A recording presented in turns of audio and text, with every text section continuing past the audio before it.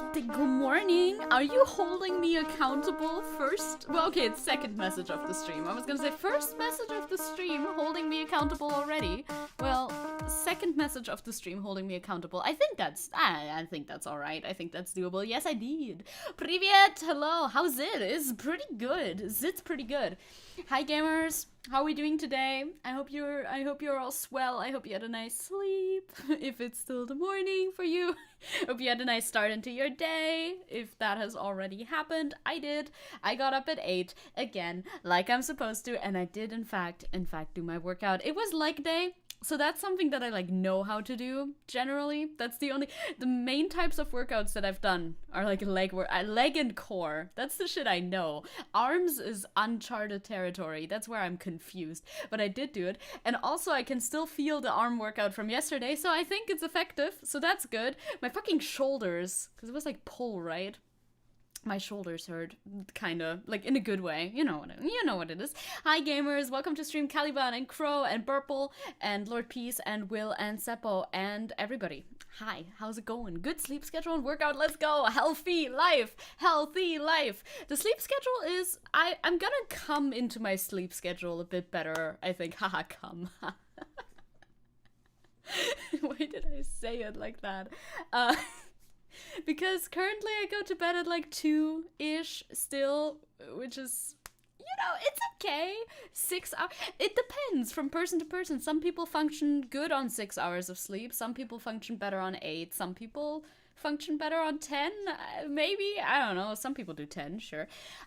So I aim for around 2, clipped and shipped. Get bonked. I don't know. Sorry, I guess. So I gotta see if I'm okay with 6 or not, if I need to go to sleep earlier in the future. But I got paints yesterday. That's what I got in the mail, right? I got acrylic paints yesterday in the mail. So I continued painting my big painting. I will show you a picture of it later when it's done, perhaps. But I don't know. It's gonna take a while till it's done. It's like 1.5 meters by 1.5 meters, big square, and I'm painting a giant face on it because face is my favorite part to paint. So I didn't think about it much. I was just like, you know what? I want to paint a face, and then I started painting a face. And now I have new colors, so I can actually do the thing. It's mixed media because of the reason that I didn't have any acrylic paints anymore, aside from white, which is, not great if you want to paint something on a white canvas if you only have white, because I had a big bottle of white and smaller bottles of the rest.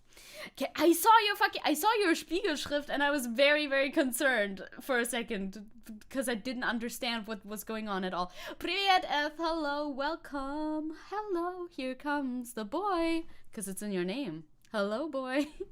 Welcome. There he is.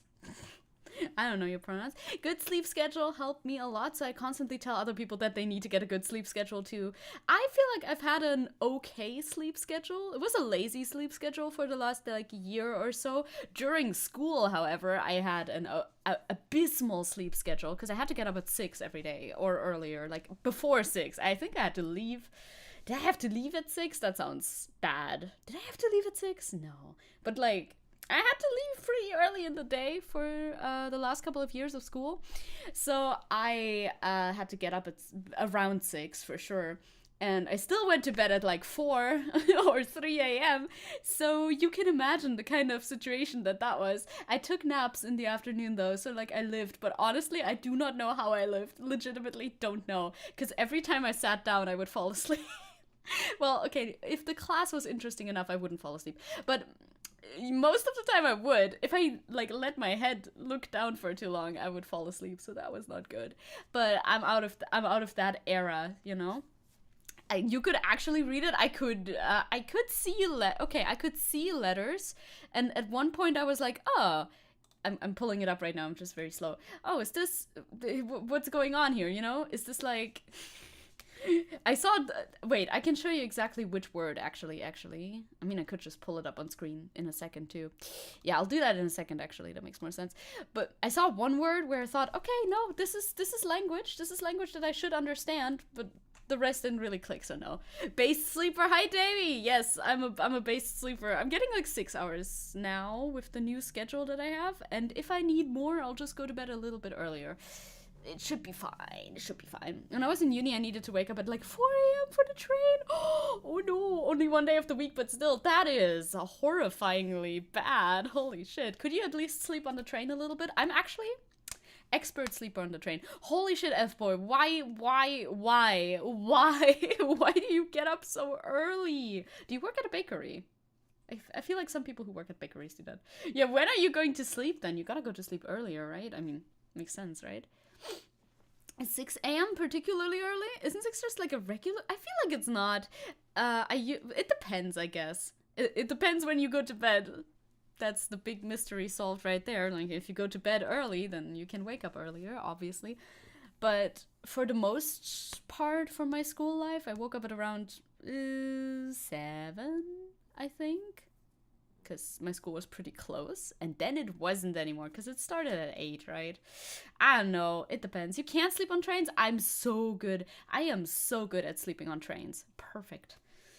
Yeah. You sleep at around 6:30 p.m. Night owl life. Truly not the night owl life. That's such a different sleep rhythm than I have. That is so interesting. People have different rhythms that they, like, go through their days with. That's very interesting to think about.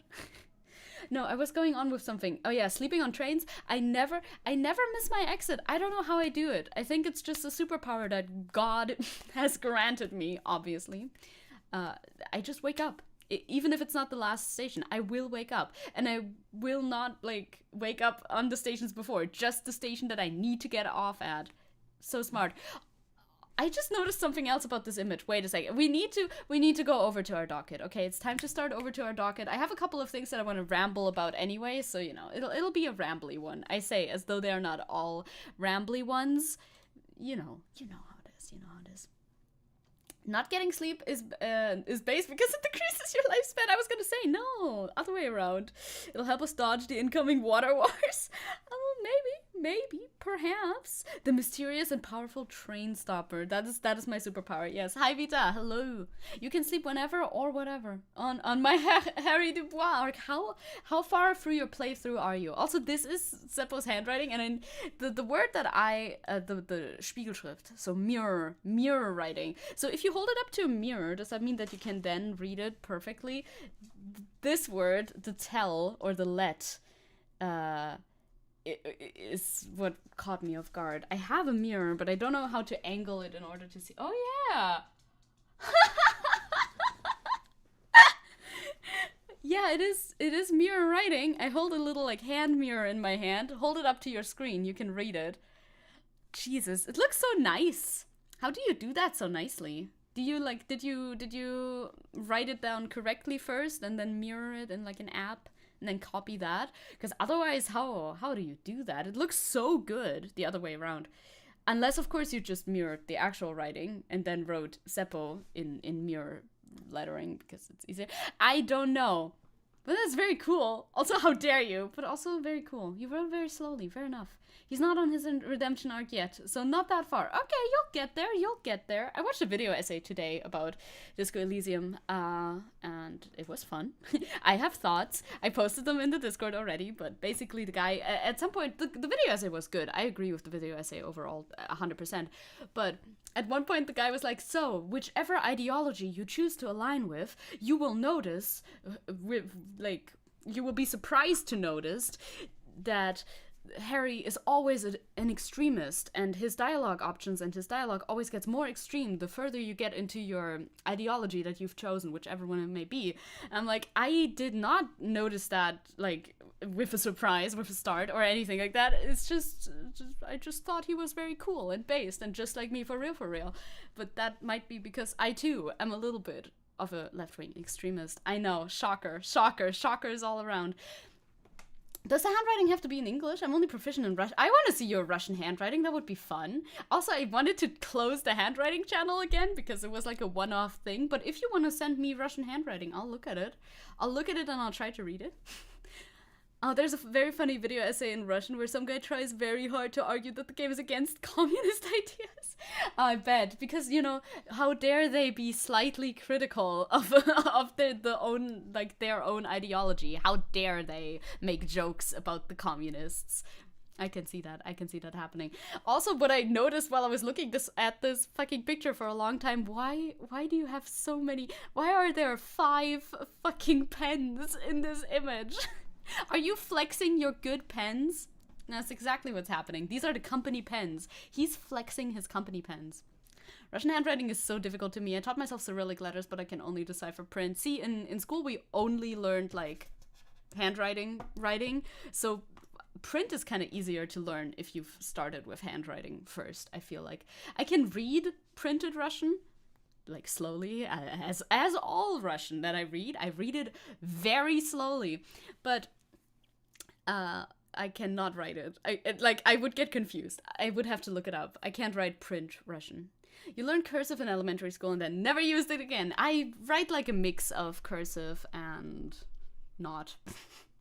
It's the free office supplies. It's the free office supplies for me, you know. It's in my handwriting, but I got doctor's handwriting. Then I'll roast it. I like a good doctor's handwriting, you know. They're funky, they're fresh. Some people had some pretty indecipherable handwritings. Okay, I'll keep the channel open for like another week or something if you decide to do so. That's Tenchi. He doesn't have a handwriting because he is a dog, and dogs don't have hands. Woo. Today I learned. You won an award for the worst handwriting? Oh my god. Let's go. That probably didn't help. Perhaps not. Thank you, Tenchi, for your input. I appreciate your input. I use cursive when I want to seem fancy. That too, me too. Like, if I want to make something look pretty and fancy, then I'll, like, actually use cursive. But usually it's just kind of, like, a mix. Tenchi has better handwriting than Zecke than me? Well, if he did handwrite, I'm sure he would take his time and be very diligent. But he was a professor, so I don't know. Is professors' handwriting as notoriously bad as doctors? Not at the same level, but I feel like they tend to also kind of have like a scrawl that's very particular, you know? You always put them in your pockets, forget about them, and then I have them at home. Perfect. That is the best way of stealing, because you're, well, first of all, I think they're probably free to take. I don't know, is it stealing? Either way, it's definitely morally correct. But that is the best way of stealing, because that's happened to me too. I think in a store, even like actual like store goods, not nowhere where I worked or anything. It's like, oh yeah, I'll just put this in my pocket and then I'll take it out later and pay for it or whatever. And then I'm home and I'm like, oh, I have this item that I in fact did not pay for. This way you steal the best because you don't have to lie. You don't know that you're stealing, so you're the most convincing liar because you're technically not lying because you just forgot about it. I wonder if you could use that in D&D. If you could say, my character puts this item in his pocket. And then it's like, ooh, do you wanna roll a deception check if you exit the tavern with the item? And it's like, no, actually my character has forgotten about the item, so I do not need to roll a deception check. I guess then it would just be perception on the other characters. The NPCs would have to roll perception or something, maybe. And you don't roll anything because you don't know? Could you argue that? Interesting thought. I don't know. Worse, probably. I could see it. It depends. It depends what they teach, right? Different professors are gonna be like either better or worse than doctor's handwriting. Perhaps. A type. Oh, yeah. I talked about this on Discord, and I wanted to share my discovery with all of you, because I love sharing way too much about me with all of you always. That's what streamers do. That is what we're here for. So I'll get to that in a second. Yesterday you dreamt of driving with the Deutsche Bahn. Then I left the train and wake up literally 5 seconds before my alarm clock starts. DB is always on time. Damn, that's like my dreams. My dreams too are just public transport all the time, always. Hello Kiki, hello. How are you? Do you want to see my type? Do you want to see what my type when it comes to like aesthetic attraction, physical attraction, I guess, is? Because, God, we could talk about attraction types for like a long time if I wanted to ramble about it, because I find them very interesting and I find them pretty confusing. End of sentence. That's kind of all of it. I don't really understand what's going on with that. I kind of understand, but also not really. So I'll show you. I'll let you witness. I made a collage. There it is. I made a collage. This is what my type looks like, apparently, visually. So if you have any the questions about who is who, point at them. You can't. So it starts with Carmi, and then it's Selbit. I'm gonna start talking about Selbit more often because he's very pretty. It's just pretty men. Attraction types. I can tell you more about that. I know a tiny bit about that, and I pulled up a fucking WebMD article so we could look over it. And Mads Mikkelsen, of course. He doesn't really fit like the archetype of the other ones, but he's physically pretty. So I added him in there. Yeah. What you were imagining is pretty accurate. Let's go. You can soul read me. Let's go. Mads is here. Of course Mads is here. And fucking Jake Gyllenhaal is here. And of course Oscar Isaac is here. I love how I go before every single name as though I don't know them.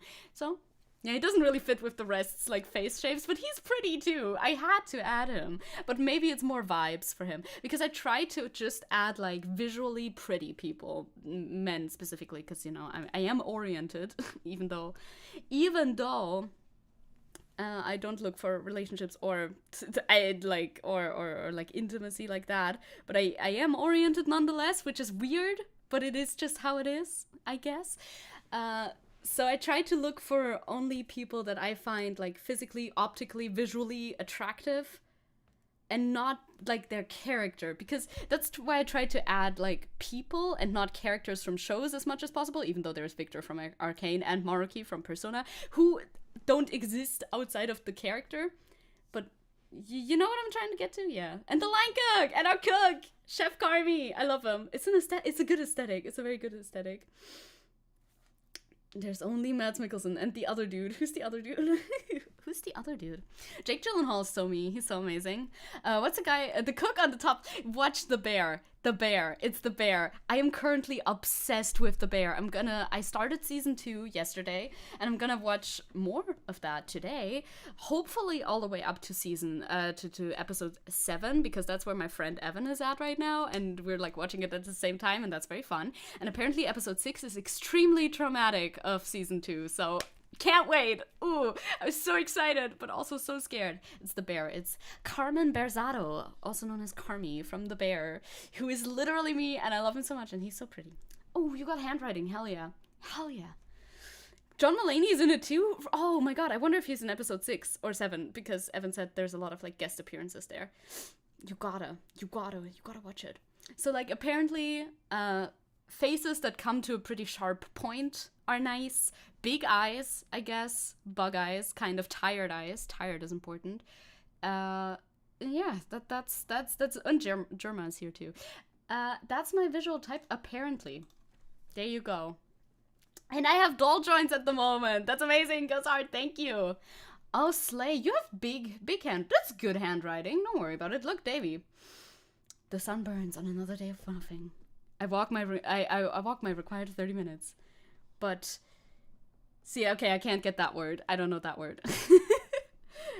Out for a tour.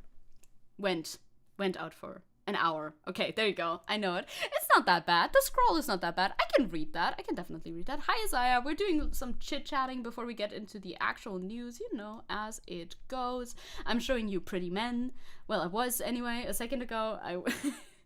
Because I discovered that I do have a visual type. And then we might talk about attraction types for a second. Oh, hello. I can read that. Hell yeah. Look at that. Russian handwriting. Moi. And then, oh, Zecke. That's like Zecke. That's very cute. Yeah, for Zecke. I guess cursive. Cursive. Moi cursive. Why am I so bad at pronouncing it today? I don't know. Yeah, Zecke. Thank you. Panravilsa? Panorama? I don't know. Yeah, okay, I'm not gonna read all of it, obviously, but yeah, it's good. Tvoj stream. Oh, thank you. Oh, no, thank you. Thank you for the handwriting. Spasiba za tvoj streamy, for my streams, no? Panorama. It is panorama. Pangrama. Okay, I don't know pangrama. True, there's a G. Yeah, well, you did a little oopsie there. Anyway, looks good though. Looks good. Looks very clean. Looks like my Russian handwriting. I should show you my Russian handwriting sometime, but I don't write a lot in Russian, obviously. The Russian spelling of Zecke kind of hit me with some vibes, kind of. It's vibey. It's a good vibe. I don't know if I would use that S, because it's like the soft S, and technically in German Zecke is like t, more like t. So I don't know if I would use that S, but like doesn't matter. If you want to use that S is definitely prettier, so that's a good option. I would like, yeah, I should write something in Russian. I should write something in Russian later today. I should write that down right now though. I have a little to-do list app. It's new. I keep my workouts in it as well, so I know to do that. So I check that semi-regularly. Write something in Russian. I could also just find one of my essays from back in the day. We wrote like a text about bears. I remember that. So I could just find older handwriting too. So I don't have to pull something out of my ass. Zecke? I don't know. Maybe I would go wait, do you use this letter here? I don't think you do. The little t's, maybe. I don't know. Just write Dostoevsky quotes. I could just find out, like, could just pull a text from somewhere. That's probably what I would do, because if I would have to pull something, if I would have to think about it, it would look different, probably. Hello, Eule! Hello, an owl. An owl has landed in our chat. Welcome. Yeah, Zecke. Yeah, that one is what I mean. I don't know what they're called. You have too many t's and it's too many of them. I mean, I can't complain. We're in Germany over here, but still, I will complain. Whoo! Hi, Shang. Hi, Shang. Welcome. Welcome to stream. That's probably how I'd spell it, but I don't know. The other one looks prettier. So this is my visual type in man. This is Christian Borle, by the way. Very pretty, too. I figured this out now. Cool. We can talk about attraction types for a second, because there's different types of attraction that you can experience. And I know that, but also they kind of bleed into each other, and they're very intertwined, and it's confusing. I don't even know if they have, like, it's very confusing. I'm also confused about it. So of course there's sexual attraction, which I don't I don't do that one. So they break it down into subjective sexual attraction, objective sexual attraction. Okay. I don't know if objective sexual attraction exists. I mean, it doesn't exist for me at all, so can it? I don't know. Russian cursive scares you. Doesn't look real. I don't think it's that bad. Look, we saw this earlier, and it looks pretty normal. You know, the ones that you see the memes about are just specific words, and also like if you tilt your writing a lot, it looks worse. And lust. Oh my god, lust. Yeah, no, I don't do any of that. Me? No, none of that, please. Thank you. Now, physical attraction. This is interesting. It's like for physical contact, but not in a sexual or romantic context. That's interesting. I don't know if I do that. There's also objective and subjective, sensual and intimacy. You know, but I like that that's separate from, you know, romantic and sexual, because I think it would be separate. It's very interesting. Very interesting. Emotional attraction. So that would be something that separates, like, the people on the list. There's no well, for some of these characters are pretty good. There would be emotional attraction there too. Some people prioritize emotional attraction over everything else. Other people will prioritize aesthetic attraction, which is the last part of this list. I'm pretty sure it's there. That has a lot of subcategories, Jesus Christ. But emotional attraction is a complicated subject matter, but you know, it's kind of like spread out. Yeah, like people, you can like hugs. You can want to be hugged and held without wanting to fuck or get married, I guess. If we want to break down romantic attraction and sexual attraction into very simple terms, you know. I don't think I ever felt sexual attraction towards specific people. Interesting. That's interesting too. You've been feeling Davy's been feeling like lately I'm asexual. I used to be pan and bi, but lately I don't know. Yeah, it's I feel like it's fluid. It could change. I don't know. Doesn't like the Joker anymore? No, I always like the Joker. Don't worry. Actually, Joaquin Phoenix is also pretty attractive. I didn't, you know, this list is the list is gone. This list is subject to expansion and change at all times. I didn't think about Joaquin Phoenix when I made this list. I didn't remember him. I bet I forgot a lot more people in that list too, probably. He might fit the bill, especially like in Joker as well. I don't know. I just came from a video about autism rep in media, so this is very interesting. People are so diverse, right? Like, there's so many factors that go into this, and what people feel and what other people feel. I love learning about this sort of stuff, but I'm also very confused about this sort of stuff. So there's a lot of subcategories of emotional attraction, obviously. Romantic attraction. Aromantic is when you don't have the desire for romantic relationships, yeah. Autoromantic is interesting. Biromantic, crush, you know, gray romantic. There's so much shit. And then aesthetic attraction, which is what this list is all about, I guess. Involves a feeling of admiration of a person's appearance without any physical, sexual, or romantic desires for them. Yeah, I think that makes sense. I think that makes sense for what I was trying to do with that list, you know? Platonic shit exists, exactly. Platonic, I feel like as a society, we do not value platonic relationships a lot, because there's this idea out there of platonic soulmates, but I feel like people don't really care about it. It's always, I noticed this with characters on TV shows too. It's like, okay, they can't just be close. If they're super close, they gotta fall in love and marry and have sex and whatnot, you know? That's gotta happen, right? They can't just be super close, because then it's not satisfying or something. I, for one, am a big proponent of just letting people be super duper close without ever falling in love or having sex or anything. Is this because of my personal lifestyle? Yeah, yes, 100%. But I would like more of that in media, because you don't ever have that. You barely ever have that. It's so rare. So rarely represented. And I think people in general could use some more of that, right? Attraction is weird because brains are weird, but that is what makes it fun. So true. So true. Now, every time I think of Joker saying society, I think of the Goofy impression parody. Ach yuck. Society, ach yuck. Platonic relationships are most often depicted as like a joke, and that's sad. It's so true. It's like, yeah, these are my friends, but the friends are never in like media specifically. Friends are never on the same level as the love interest. And of course, in media, there's always a love interest, because God forbid, well, maybe not always, you know, obviously there's exceptions, but God forbid there's not a love interest in our media. And obviously, if they're, imagine that, it's a guy and a girl, well, of course, they gotta be either love interests or nothing at all, I guess. Enemies, perhaps. Enemies is an option. Man.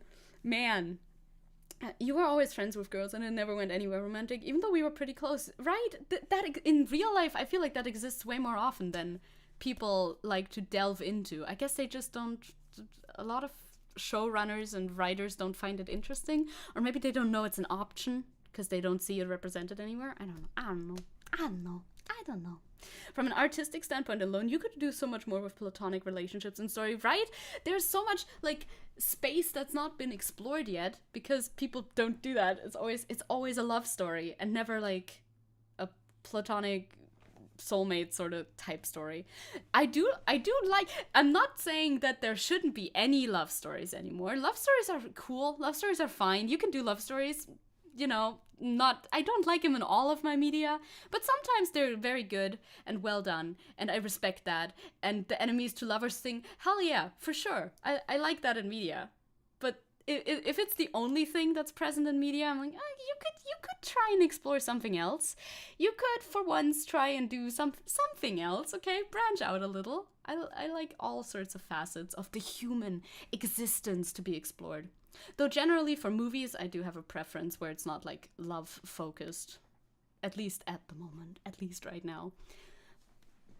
Platonic relationships, the guy must simply be gay. Yes, straight moment where the boyfriend thinks any friend wants his girlfriend. Yes, it's like, well, if a man and a woman have a close relationship, they're either dating or they're like queer in the way that they are not compatible.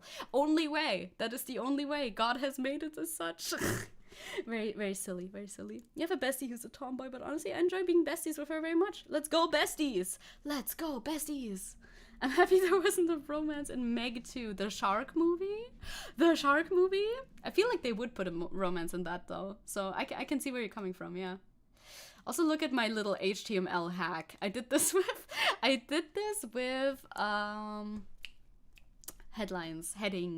headings in the Google Doc. It's not HTML. It is barely a hack, but this way I can make the picture fold out and fold in. I feel very, very much like an engineer engineering this little thing for my docket today. Are you gonna sleep? Yeah, it's 2 a.m. Get some sleep. Get some sleep. Oh, you got out of surgery? I wish you the best recovery. You got this. Sleep well. Sleeping is very important for your body. That's also why when you start working out, like I have, you gotta get enough sleep. 6 hours should be enough though, because muscle growth and the repair of the body happens at night. Hey, Doppy! Hello! How are you? How are you doing? Look at pretty men. I'm just greeting everybody who comes in right now with a picture of pretty men. Meanwhile, in the thumbnail, it's all doom and gloom. Bavaria has fallen. We'll get to it. I just want to talk about other things first because these are happy little things. And these are my hyperfixations right now.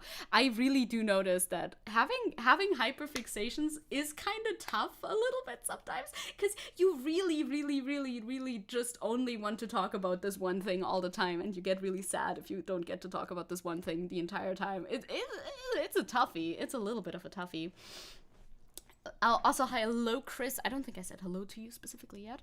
Romantic relationships fuel drama, and drama is the lifeblood of narrative, which is fair, true. There's a lot of drama in romance, but there can be drama in normal relationships too. Bavaria sucks, let's go. It does, though, it does. You woke up, so you're chilling? Hell yeah, good morning. Have a great morning. Didn't even greet you? Did I not? Oh my god, I'm so rude today. I can't believe this. I'm so rude today. Good day, good morning. Good evening. It's evening where you're at. Good evening, Warren. Have a great one, Warren, as well. I'm struggling with hyperfixation like that right now. Yeah, I only want to talk about House of Leaves. Oh, I understand this so bad. Like, it's just, you, like, yearn for it. It's a type of, like, feeling that I don't think people who don't experience hyperfixations, I don't think they can empathize with that at all. It's like the type of serotonin that you get from talking about what you're currently hyperfixating on is just, it's such a good amount. It hits your brain just right that anytime that you're not doing it, when you could be doing your whatever your hyperfixation is, engaging with that sort of media, you just feel like you're missing out on something. So true. 4:30 a.m. gang. Oh my god, it's late. Constantly thinking about ways to bring it up whenever I can. Yep. Ain't that the fucking truth? You gotta be lucky and have your friends be into the same shit as you are into at the same time. It's the best. It doesn't happen all the time because usually, you know, like one of you will be into something and then maybe the other one like a year later or something. That happened a lot in my friend group at least. But if you're into the same shit at the same time, chef's kiss. That is the best. I love that. Yes, Tenchi. Tenchi agrees. He's also really into The Bear right now. Loves that show. Absolutely loving it. Okay. Are we going to talk about things that are not my hyperfixation now, which is just me looking at fucking Carmi? Yes, I will bring myself to do so. I will bring myself to do so. Did you know that they put gosh darn pronouns in my video games? They, by the way, being being the pronoun that we're like upset about. They put those gosh darn pronouns into my video games. How could you say they? How would you say they if you were trying to avoid pronouns? You can't. Pronouns are a part of language. No way. No way.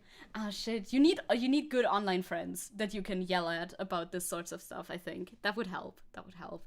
Good online friends are hard to come by because online there's a lot of weirdos, but I'm praying. I like saying that I'm praying for people, even though I'm very atheist. But I'm praying for you to find some good online friends, something like that. Yeah, my house.wad is directly inspired by House of Leaves. I saw Demon Mama play through it. It was very fun. Yeah, it's a pronoun-related discourse. It's so funny that this keeps coming back up again, cause like it's such a non-issue. This is an issue only to brain-damaged conservatives. And Tenchi, he's yelling about it right now too. Are you a No, you couldn't possibly be, could you? I mean, he was born in Bavaria, so I don't know about that. Also, I'm gonna get another delivery today, probably, so brace yourselves for this. Probably, perhaps, potentially happening today. Not guaranteed, though. So this is the original freakout. This video's been going on all over Twitter, of this fucking thumb-ass looking dude being so upset that the Starfield, I'm pretty sure that's the name, that Starfield has a pronoun option. No way. No way! No way! Tenchi is above the mortal idiotic discussions that is about true. He's only he's philosophy core. 72% of Tenchi is a conservative. Oh no! Or do you mean it's a 72% chance that? Yeah, because that's the percentage of Bavarians who think it's a good idea to keep Aiwanger exactly where he is as the vice president guy. We'll get to that. But first we'll watch a funny video about a guy who looks like a thumb yelling about pronouns because... Just want to say a little... Can you pause? I hate the video player on this fucking website so much. I hate it. Okay. Don't be too loud. You're gonna yell, so... I just want to say something to you, Bethesda. Just want to say a little... Oh, he's British too! Or nor! Starfield, he's British too! It's the chance. It is the chance. It's a way more normal reading. That reminds me of that homophobic dog. Oh, but you know him? He used to make pretty good World of Warcraft content back in the day. Who hurt him? Oh no, I don't know him. So that sucks for people who used to know him in a positive way. Little something. There is nothing I love more. Taking my headphones off. Fuck that. Bethesda. Oh, yeah, if you press spacebar, it scrolls down. It doesn't pause. I hate this video player so much. So he's yelling about Bethesda because they put she, her, he, him, they, them. Thing I love more into the game. To sit down, comfy chair, turn on my PC, fire up a brand new RPG, lose myself, think, oh my god, just think of this world, just think of all the planets I can... He does ramble quite a bit, but I can't really speak on it. I do ramble quite a bit as well. All the immersive things that I can get involved with, all the fights, all the relationships, all the people I meet, all the places I go. I'm so excited to go there. And you know, I love nothing more than...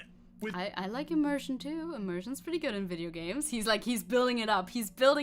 All of that laid out in front of me. I love nothing more than to be dragged out at every fucking conceivable opportunity so you can fucking current day us. Because obviously pronouns only exist in current day language and not... Isn't Starfield like a futuristic thing? Isn't that like sci-fi? I mean, it's in the stars. Sci-fi is usually in the stars. I don't know, but even Shakespearean English has pronouns in it. They've always had pronouns, idiot. This truly is the downfall of Western culture. It is. Tenchi was a professor. Yes, he was. But he was a philosophy professor. He wasn't an English professor or anything, so I don't know if he gives a shit about that specifically. He's so angry. This man is so angry about this Western gaming industry with the mighty, this guy. God, this fucking tweet, dude. There's no pronouns in the future, Zecke. He's mad that there's still a need for gender. Honestly, some people have said this, like, with conservatives raving on about pronouns being bad so much, they're almost looping back to being like woke liberals again, because that sounds like an abolition of gender, which I am in full favor. Sounds like a good idea, buddy. When do we get started? It's literally in the future. I don't know what you mean by that. Also, wouldn't this have occurred on the character creation screen? If you choose your pronouns, are you that immersed in the character I don't understand his issue at all. It's just so fucking funny. These dudes get so triggered about the tiniest little thing, and they used to call us snowflakes. I can't believe this. He's a gender abolitionist king. Give it up for the dude. Everyone has pronouns, dude. It came free with your fucking language. True. Exactly true. Hello, Joestar. Welcome. I wouldn't have the energy to get angry during gaming. I just want to play. Pronouns be that. Like, it's such a weird thing to get so upset about. There's no reason for this. There's no reason to get this upset about it. Go on. I am become Thumb, destroyer of gender. Sorry, do you want to get immersed in our world? Yeah, well, guess what? Fucking pronouns! Fucking gender ambiguity! Fucking current day Californian shit! Oh my god! It's gender ambiguity, a new concept introduced by Californians. He's so funny. Because that's all we fucking know. Because we're boring. We're so fucking boring. Imagine getting this mad about absolutely nothing. I'm so glad I do not live in his world. Sounds fucking miserable. I'm Californian. You're to blame. It's your fault. It is your fault. Let's make just a pronouns game. We just do pronouns. The whole game is just centered around the usage of pronouns. Sounds like an educational title. Might be fun, right? Mr. Thumb. He like tries to calm down. I don't know. Can't and then he see goes in for past seconds. our own fucking reflection. That's the level of our narcissism here at Bethesda Western Game Company. I don't even know what he's trying to commentate at this point. It's like, it's narcissistic of them to include pronouns in their game because, yeah, just cause. Don't worry about it, just cause. Aren't you? I am too from very sunny California, located entirely within Germany. Thank you for reminding me. This is very true. Of course, I too am a Californian. For real, for real, for real, for real. Fuck your immersion. Fuck you having a good time. Fuck you falling into a world and just getting lost. No, no, no! Current fucking day! Because in the future there will be no more gender. As he said, the based gender abolitionist. These people literally live in another reality. It's fascinating to look at that. I think some of these guys need to play an educational language game or two. I think so too. The point he makes about getting immersed could be easily reversed for people who do like they them pronouns, right? It's like, oh hell yeah, this feels very immersive, and I can represent myself with my they them pronouns. Slay, cool. And literally, it's not like you're forced to go by they them either. It's again these stupid like arguments. Oh, you're forcing this on me. You can click he him and never like be bothered with it. In reference to yourself at all. Like, get over yourself. You're such a little snowflake. You're so very upset about this. You are ridiculous. You are a ridiculous little thumb man who can literally it would take you 2 seconds to click on he, him, or I don't know which pronouns you prefer. I'm just saying, it's not that hard. You can do it. Come on, I believe in you. Fuck off! You're boring! You're fucking dull! You have no— Also, how is it boring? How is how's a tiny little pronoun addition to a game something that is boring? Would you like only neopronouns? Actually, this sounds like an argument for only neopronouns. You know, neopronouns, like, people sometimes use, like, Caesar is a pretty popular neopronoun. I don't know anybody personally who uses any neopronouns, but, you know, I know they're around. He makes an argument right now that these games, because they're supposed to be immersive, a different world, not like what we do here generally, then use neopronouns only. You can either be Zetzer or Furfur. There you go. That's your options now. Choose one of them. You don't know what they mean, but like, good luck with that. Just choose one of them. It doesn't matter. Neopronouns only, I guess, because that is the world of Starfield. That would be a better, like, that would be a conclusion that you could come to from his rant, honestly. Right? Like, I could fuck with that too. I could absolutely fuck with a sci-fi world that only uses pronouns that are for people that are foreign to us. That would be interesting, but that is not what he's arguing, I am afraid. Yeah, what I'm assuming on his part is I think he might be worried that the pronoun option might be a warning sign for more woke stuff later in the game. Yeah, I bet something like that. It's like, oh my god, they're gonna put more horrible wokeness into this game, which is gonna ruin my immersion. And we'll get to that. There's another freak out video of this guy, actually. So there we go. It makes sense if the future pronouns change like a lot. That would be funny, right? Rain Whisper in the Owl House uses neopronouns. In the German translation, cool. Oh, because they probably use they, them in English. I haven't watched Owl House, and German doesn't really have a good they, them. Is that why they do that in the German translation? Nothing to say! You are a one-hived mind twat waffle! That's all you fucking are! Yeah, the statement he's making is they should have just done neos all the way. Neopronouns all the way. And you wonder why people are getting so fucking sick and tired!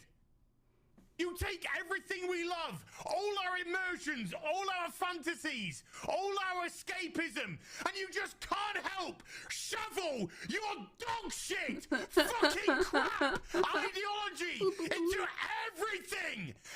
Boo-hoo! Are you gonna pants, maybe you shouldn't come, perhaps. Are you gonna be big man? It's so fucking funny. Like, how can you take this seriously? You sit in front of your little camera and you yell your heart out about being so upset by the evil pronouns and the evil wokeness. Like, what type of... You're not trying to be funny with this. I don't think that's his intention, but unintentionally, this is extremely hilarious. Like, I like to yell at my camera for funny ha-has, because I think it's funny haha to get upset about stuff that is not that important to get upset about. But I feel like he's trying to make a point that he's just not making. He's just being very funny. Every single solitary fucking thing!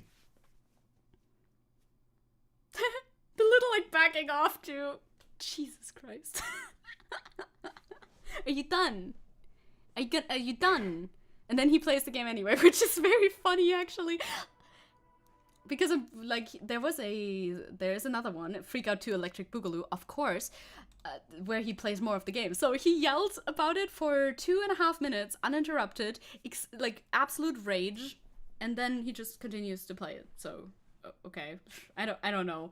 Maybe he's trying way too hard to balance humor and outrage to get his point across, yet be approachable to a certain audience. Please rate my observation. Perhaps. I don't know. I don't know him very well. Maybe this is his humor and we're just not getting the joke, but I have a feeling there's like some deep-rooted anger and fear in his little heart.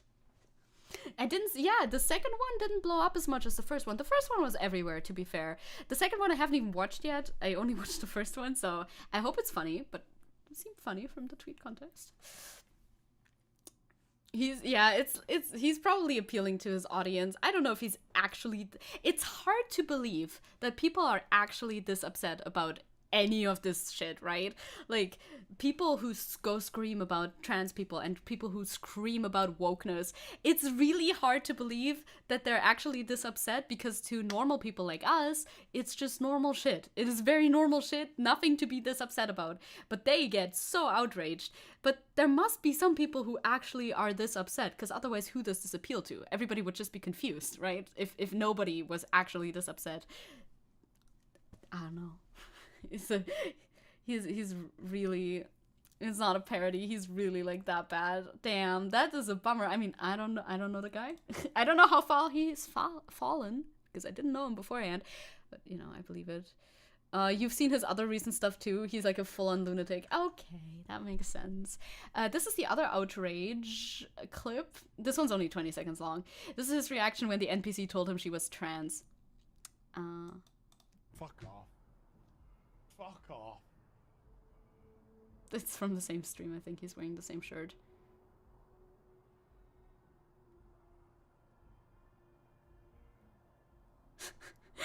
He's just like, he's shutting down. He's absolutely shutting down at this. What, you're a clone of a man? How does that work? I guess is the dialogue option that tells you about it? It's infected everywhere. Nerves kicking in. Oh, shut the fuck up. The timing of that line is absolutely amazing.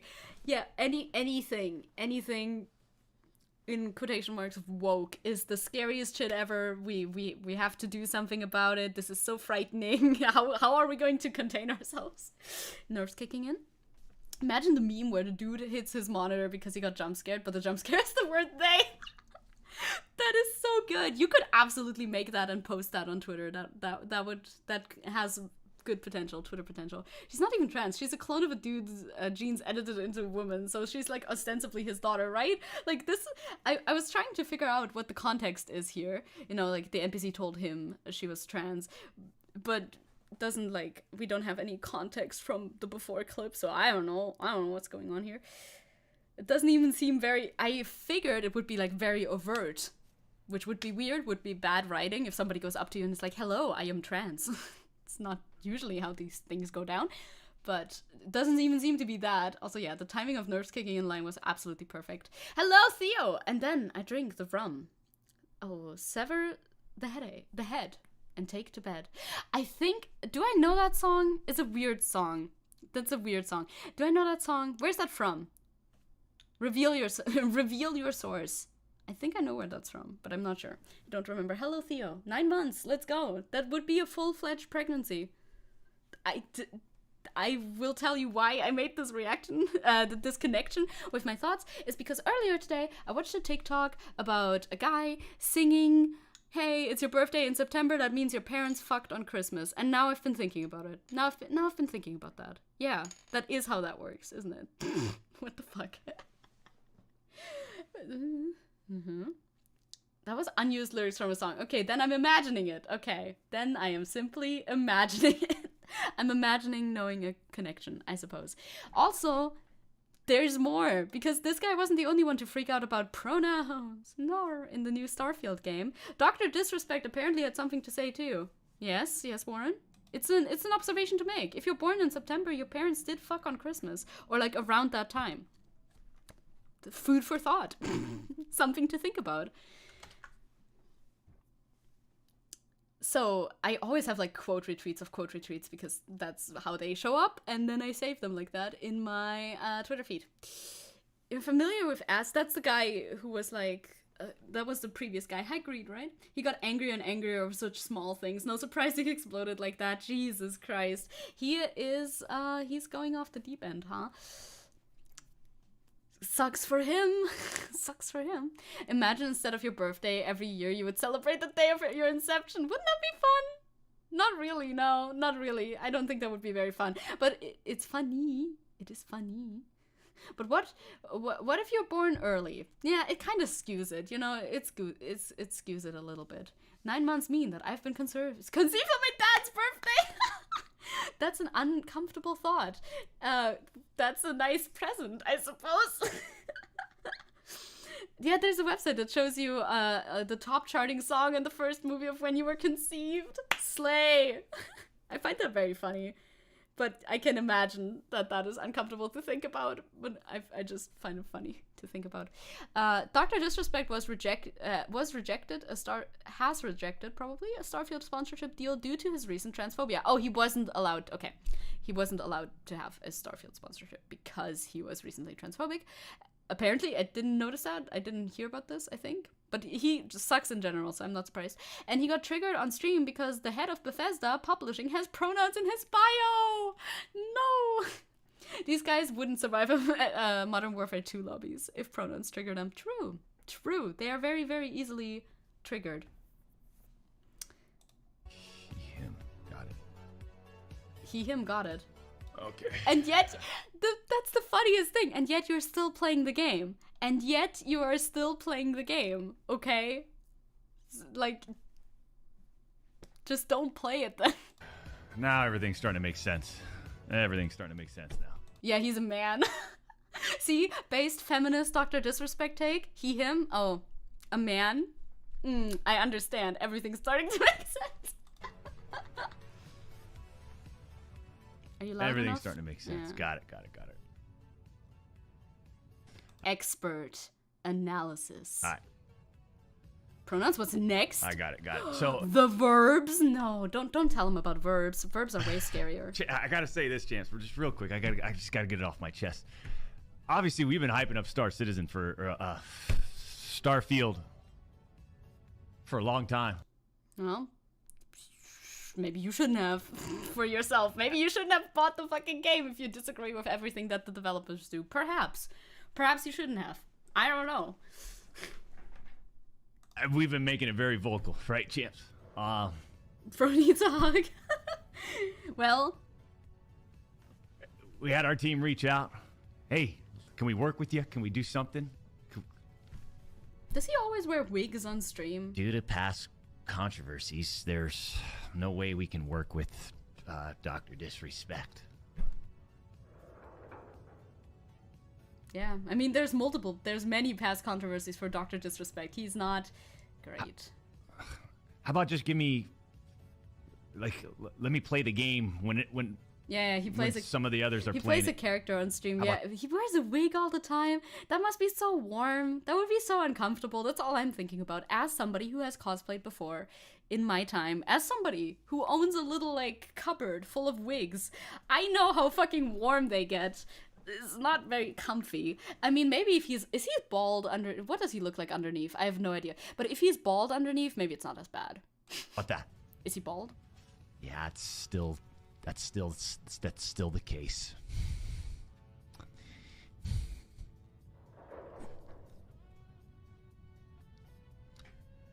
Okay. Anyways, Chance, we just had to get that off our chest. The royal we. Okay. Very insightful. Extremely insightful. Also, this tweet is a tweet that I liked. Oh, isn't he like 6'8" or something? 6'8", that's very tall. Holy shit, that is very tall. I feel like I'm watching Wash's reaction to this in my head. Just like it's replaying in your head. I know that though. I know that once I've seen a different reaction. Oh yeah, it's the Nick Merckx thing. Did I see that in chat or did I imagine that in my head? No, somebody must have written that, right? Yeah, because he was backing Nick Merckx, who was being super transphobic. That's a transphobia thing, obviously. Where did I see that? Was that inside my head? Okay. It's so fucking funny seeing these white adult men lose their shit when they realize the world doesn't revolve around them. Dr. Two-Timer here is a 41-year-old 2 years younger than me, and he's pissed that he has to suffer the consequences of his transphobic actions. Welcome to accountability, I guess. I love that every time that he is brought up, they talk about him, like, his wife divorcing him, because I think that's very funny. I think he deserves that personally. He got so mad about it, too. Hello, Corruption. How are you doing? I am doing very well today. I'm vibing.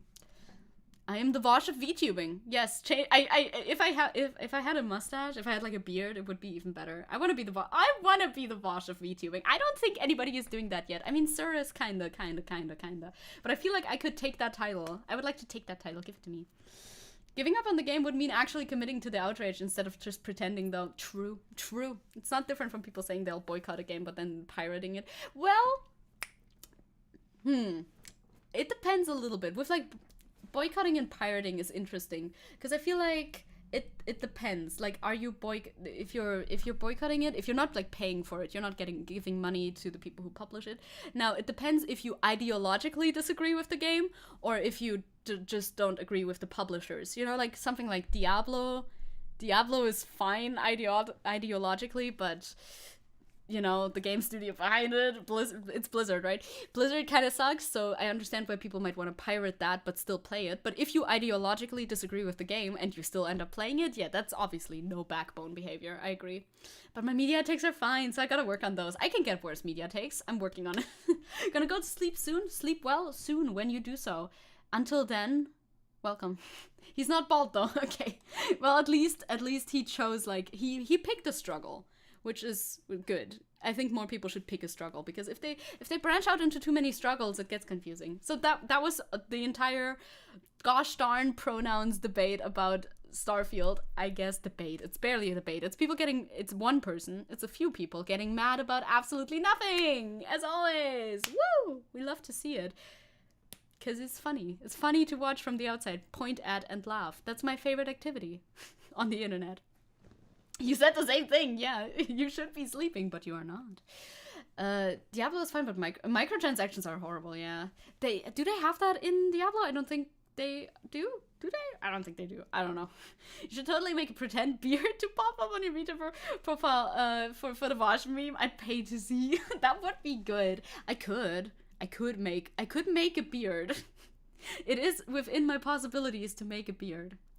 Yeah, debate. It's just a bunch of grown men throwing tantrums because the world doesn't revolve around them. Truly. They're alienating us. Oh no. Well, they're actually including a lot of people that were previously not included in the character creation screen. And actually, they're not really alienating you either. You just feel alienated because you're very fragile. You're a very fragile little guy. And that's on you. That sounds like a you problem, honestly. Oh, in Diablo 4 they have them. Bummer. I mean, I literally don't give much of a shit of Diablo, about Diablo. Never played one. Don't care about playing one in the future. But still, I would rather see less microtransactions in gaming. Goofy. Aliens. Hi, Dr. Hyde. Where's Jackal? You know what's worse than Diablo? It's the super premium version of is $100 without the game included. The super premium version is $100 without the game included? What? Do you just get, like, merchandise or something, maybe? Perhaps. Have you seen the meme of the video of ex-Activision Blizzard employee telling YouTube that the company is essentially evil now? I don't think I've seen that specific meme, but I've seen a lot about Blizzard. I've seen enough about Blizzard to know that, you know, let's not fuck with Blizzard. Jacko went to get the milk. I see. I understand. Makes sense. Did you know? Next little This one's a little segment. I'm just trying to squeeze in more little segments before I have to talk about Aiwanger, which, by the way, is still a funny-ass name. That doesn't look like a German name. I don't know. That looks like a weird name. Why is your name like that? Not the worst thing he's done, but we'll get to that in a second. I just want to squeeze in a few more memes before we have to get to the Aiwanger situation, because the Aiwanger situation sucks ass. I also have a horrible link in here, so, you know, we'll get to it. But first, Olaf Scholz, our chancellor, joins the pirate party. Real, no clickbait, for real, super real, not joking. I would never joke with you. Ever. This image is so fucking funny. It keeps being funny to me. I don't know. It's funny for me, okay? It's funny for me. This is our chancellor. He's now wearing an eye patch because he fell down while jogging. I'm pretty sure. I heard somewhere. You know, it's not that big a deal. I'm pretty sure he still has his eye. Otherwise, I'm sure he would have said something about that. You know, he'll be back. He'll be back, though. He's cosplaying Schauhaudun. Yarhar!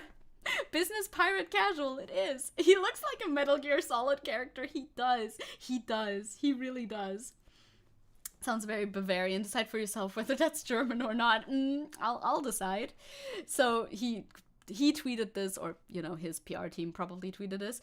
That's like a part of a German saying that I don't actually know in full. Wer den Schaden hat. It's like, I know this is connected to some sort of saying, but I don't remember what the saying is. So it's like, you know, who's got the damage? He has the damage. He's looking forward to the memes. He's thanking everybody who's like sending well wishes and stuff. And he assures us it looks worse than it is. So, you know, he's not like hurt. You can make jokes about it. It's not. I bet his pulse rose after releasing the image. I honestly think they might have. Wer den Schaden hat für den Spaß nicht zu sorgen. I didn't know that it ended like that. I feel like people only say the first part and assume everybody else knows the rest, but nobody ever told me the rest, which is rude. So, makes sense. He's like, okay, I have the damage, so, like, the other people can now, like, make fun of me for free. Hell yeah. He looks like a Bond villain. Yarhar, rum for everyone, let's go. And there are some memes that I want to share with you of this, but my memes are a little charged, perhaps. Because these were not the memes that he wanted. Well, this one, yes, but the second one, maybe less so. You are the worst chancellor that I've ever heard. Well, but at least you've heard of me. You know? Like Pirates of the Caribbean. I like that they also removed his, like, Captain... Well, they removed Captain Jack Sparrow in general, completely. But they put the little bandana on him. It's a good Photoshop job. It's a pretty good Photoshop job, I think. Back to pirates again, right, Theo? Mm-hmm. And the even better one. This one's my favorite. I love how it has like the meme font. It's bleeding out from the white part into the rest of the image. We have to. That's like so German. How the fuck am I gonna translate this? If you say you keep something in your eye in German, it means you're like looking at it. You're observing it. You're critically observing the thing, right? If you keep something in your eye. So it says we have to keep extremism on both sides in our eye, you know. But the German state has fucking the right eye is closed. The right side, the right side seems to not really work that well. Seems like the right side, there's something kind of fucked up with it. Somehow, it would almost give the impression that they are not able to see the extremism on the right wing. Odd, weird. Life translating is a pain. It is. I'm faced with this so often now that I cover German stuff, and oh boy, I hope I'm getting better though. Sometimes it just keep your eye on. Yeah, it's kind of keep your eye on. True, that makes way more sense than keep it. Well, but in German it's very literally like keep it in your eye. But we gotta keep an eye on extremism on both sides. The German state. Well, well, it seems like only your left eye is working. Very odd, very odd. I'm the German insider for all of you. I'm trying to be. Sometimes I do think I get better at live translating, but then sometimes there's days where I'm like, okay, I've never spoken a language in my life. Let's fucking go. Yar har har, Kenny. Yes, yar har. Do the Wednesday dance. I was gonna say, is it already Wednesday? No, it's not. But the dance from the show. I get it. I get it. So he is now part of the Pirate Party, which, by the way, is a real political party in Germany. The Pirate Party of Saarland follows me on Twitter. So shout outs to them. You guys rock. Keep doing you. The Pirate Party is really cool from what I know about them. They're very small though, so, you know, they're not like in the government. But they're there. That's nice. I only speak one language, so it's impressive to me. Thank you. I appreciate it. I'm trying to get back into French. They follow you, nice, yeah. Specifically the party from Saarland, which poses so many questions. I'm not from Saarland. I don't even know where Saarland is located on the map. As a matter of fact, not 100% sure. I think it's like west and down ish, so southwest somewhere. Okay, but like slay, go off. Did they like my art? Why did they follow me specifically? Did I just like enough of their tweets? Do they follow a lot of people? Maybe. Pirate Party's cool. You have one in Russia too. Oh, nice. Took 7 years of French, and all I can do is count. Well, but counting is really hard in French, to be fair. Tomotoki Pirate Party when? Do we need to split us up even further? We could just be like one big party, you know? I like the concept of getting rid of traditional copyright law and stuff, like what most pirate parties advocate for. Yeah, copyright law is really fucked the way that it is. I feel like we should do something, especially on fucking YouTube, but also in general. Copyright law doesn't really serve people very well. Same with fucking, what's it called? Patents, especially on medical shit. No patents, please. I know where Rheinland-Pfalz is. I was in Rheinland-Pfalz recently. I recently was there, so, you know. Yeah, for music and stuff. I understand why it exists to a degree, but I feel like it doesn't really serve anything. So I agree. Oh my god, we're gonna have to move on to Aiwanger. Fucking Aiwanger, dude. There he is. So, this guy is a politician, German politician. He's like the head of the Freie Wähler Party, which they're not super duper popular, but they're weird, like populist right-wingers as well, as far as I know. And he has been under fire recently for a leaflet that has resurfaced that he allegedly, supposedly distributed around his school back when he was in what would be the equivalent to high school. This leaflet was found, and this leaflet is bad. I'm gonna show you this leaflet. I'm gonna try my best to translate. Oh, I gotta do that again. It's an image, so I can't even press Google Translate. Life is hard. I'm gonna show you the leaflet, translate the leaflet for you. It's pretty bad. And there we go. It's good for these nut jokes, though. Yeah, 80, 9. Yes, it's true. But I hate any number above 10, and I'm out. I'm no longer counting. That's one thing I refuse to ever learn about French. I'm never ever gonna learn the numbers in French. Fuck that. I don't need that. I can just say them in English or write them down. Who cares? I'm not learning that shit. I refuse. So this is the leaflet, the Flugblatt, that he apparently, allegedly, perhaps sent around in like his high school days to his class. What's wrong about it? You'll see. I think you'll see. Oh god, this is also like old, obviously. It's from 1988. Okay, that's not like that old, to be fair. That's not that long ago, but still, it's written in a sort of way that's like older German. So they made it to spite me specifically. So it's harder to translate. Off the dome. French just sounds cool though. I want to learn it. Watch Étoile. I watch Étoile now. Sometimes not the live streams yet, but you know, watch French YouTubers and learn from them. Even though that's also tough. Yeah, the grammar is also grammar is rough. I don't like learning grammar either.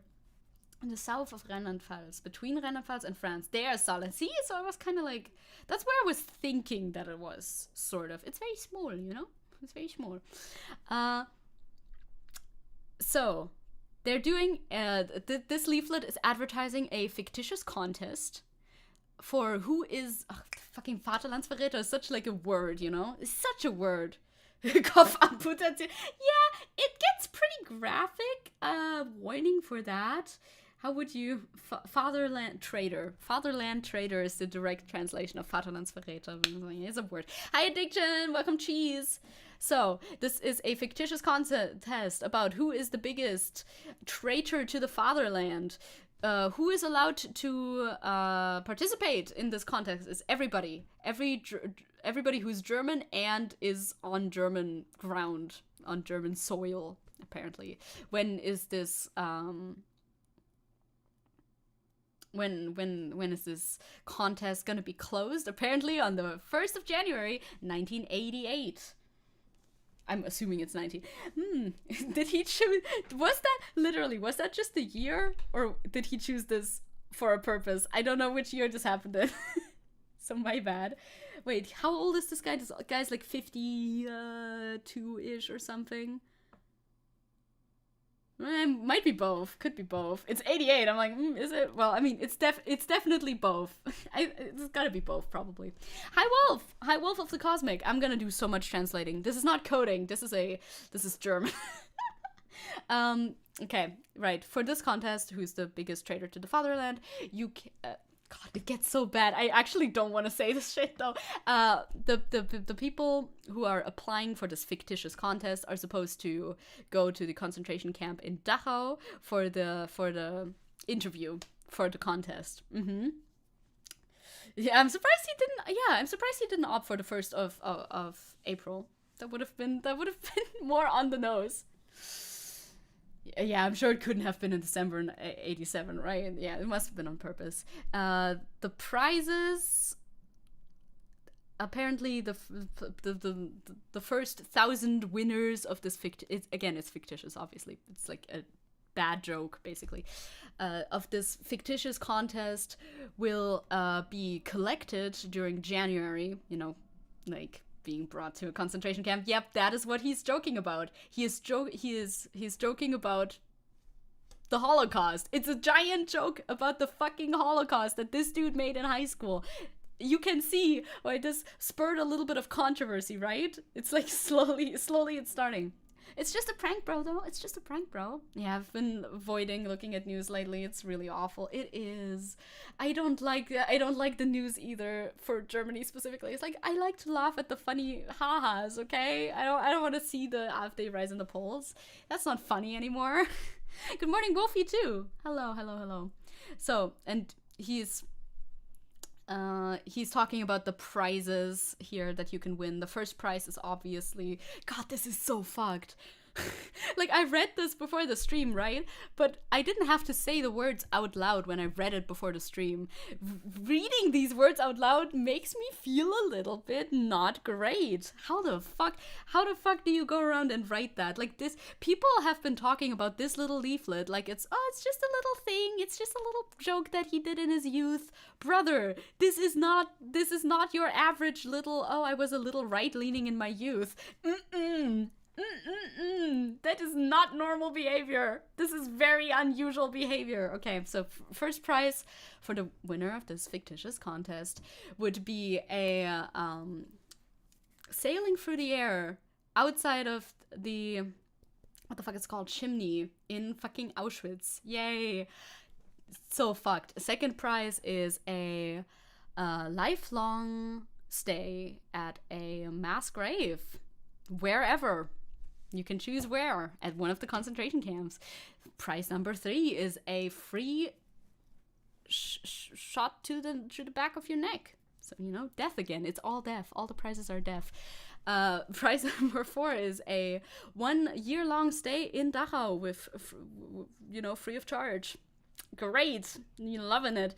Prize number 5 is a free amputation of your head through... is that like a guillotine? Is a Fallbein a guillotine? I guess it is a guillotine. I'm not sure. Either way, this is very fucked. This is extremely fucked. Prize number 6 is a free ticket for the afterlife, which you can do either in Auschwitz or anywhere else. You can choose the concentration camp if you're choosing. And the other prizes are a night in the fucking, like, Gestapo's, like, the police thing, investigation basement, and then also, of course, a trip into the concentration camp. Who the fuck would talk about this and say, oh, it's just a little joke that he did. He just did a little haha. Don't take it so seriously. He was young. No, this is extremely fucked. It's all death and it's all concentration. It's so creepy. This is on one hand, it's extremely disturbing, and in the same like breath, he manages to how do you say this? to make fun of the Holocaust, right? Make it seem like this thing. Fucking insane. Bavaria is a hell source. I live there. Oh my god, more Bavarians. Go huddle together in chat, Bavarians. Hold each other, you know? I'm so sorry for you guys. I'm usually the one that people should be sorry for as somebody who lives in Thüringen.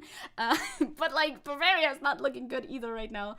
Yeah, this becomes way more horrid when you listen to him talking about how the people need to take back their government, like scary stuff, right? Because this is not like one thing that he did in his youth and he was just vibing, just having a time in his youth, and now he is fucking part of the Grüne or something. He's not part of the Green Party now. He does his weird Freie Wähler shit and he still propagates views that go hand in hand with this fucking leaflet, just a little bit more on the down low, because he figured out how to be how to just not be this obvious about it. Damn, people from Tenji's birthplace, I know, right? I can confirm. Source same. Oh my god, Bavarians, huddle Bavarians. I pray for you. I love saying I pray for you. Don't pray for anybody. Right, I don't have that much more links because I just know what generally happened, but Jesus Christ. Yeah, Beileid an alle Bayern. Sorry, Freunde. Sorry, guys. Bavarians rise up. There are so many of you here all of a sudden. The Bavarians. Bavaria is really big.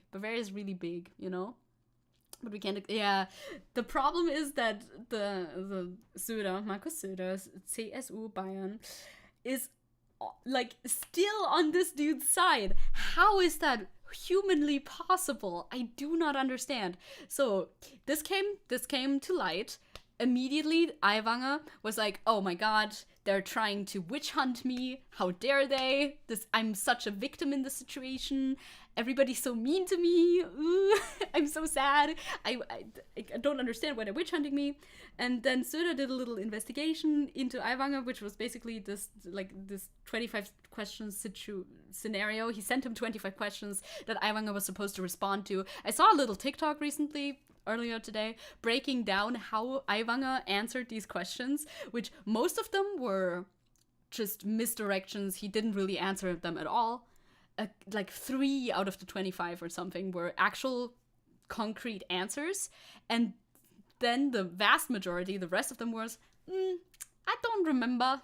I forgot. Sorry, I forgot. I have forgot. Big sorry.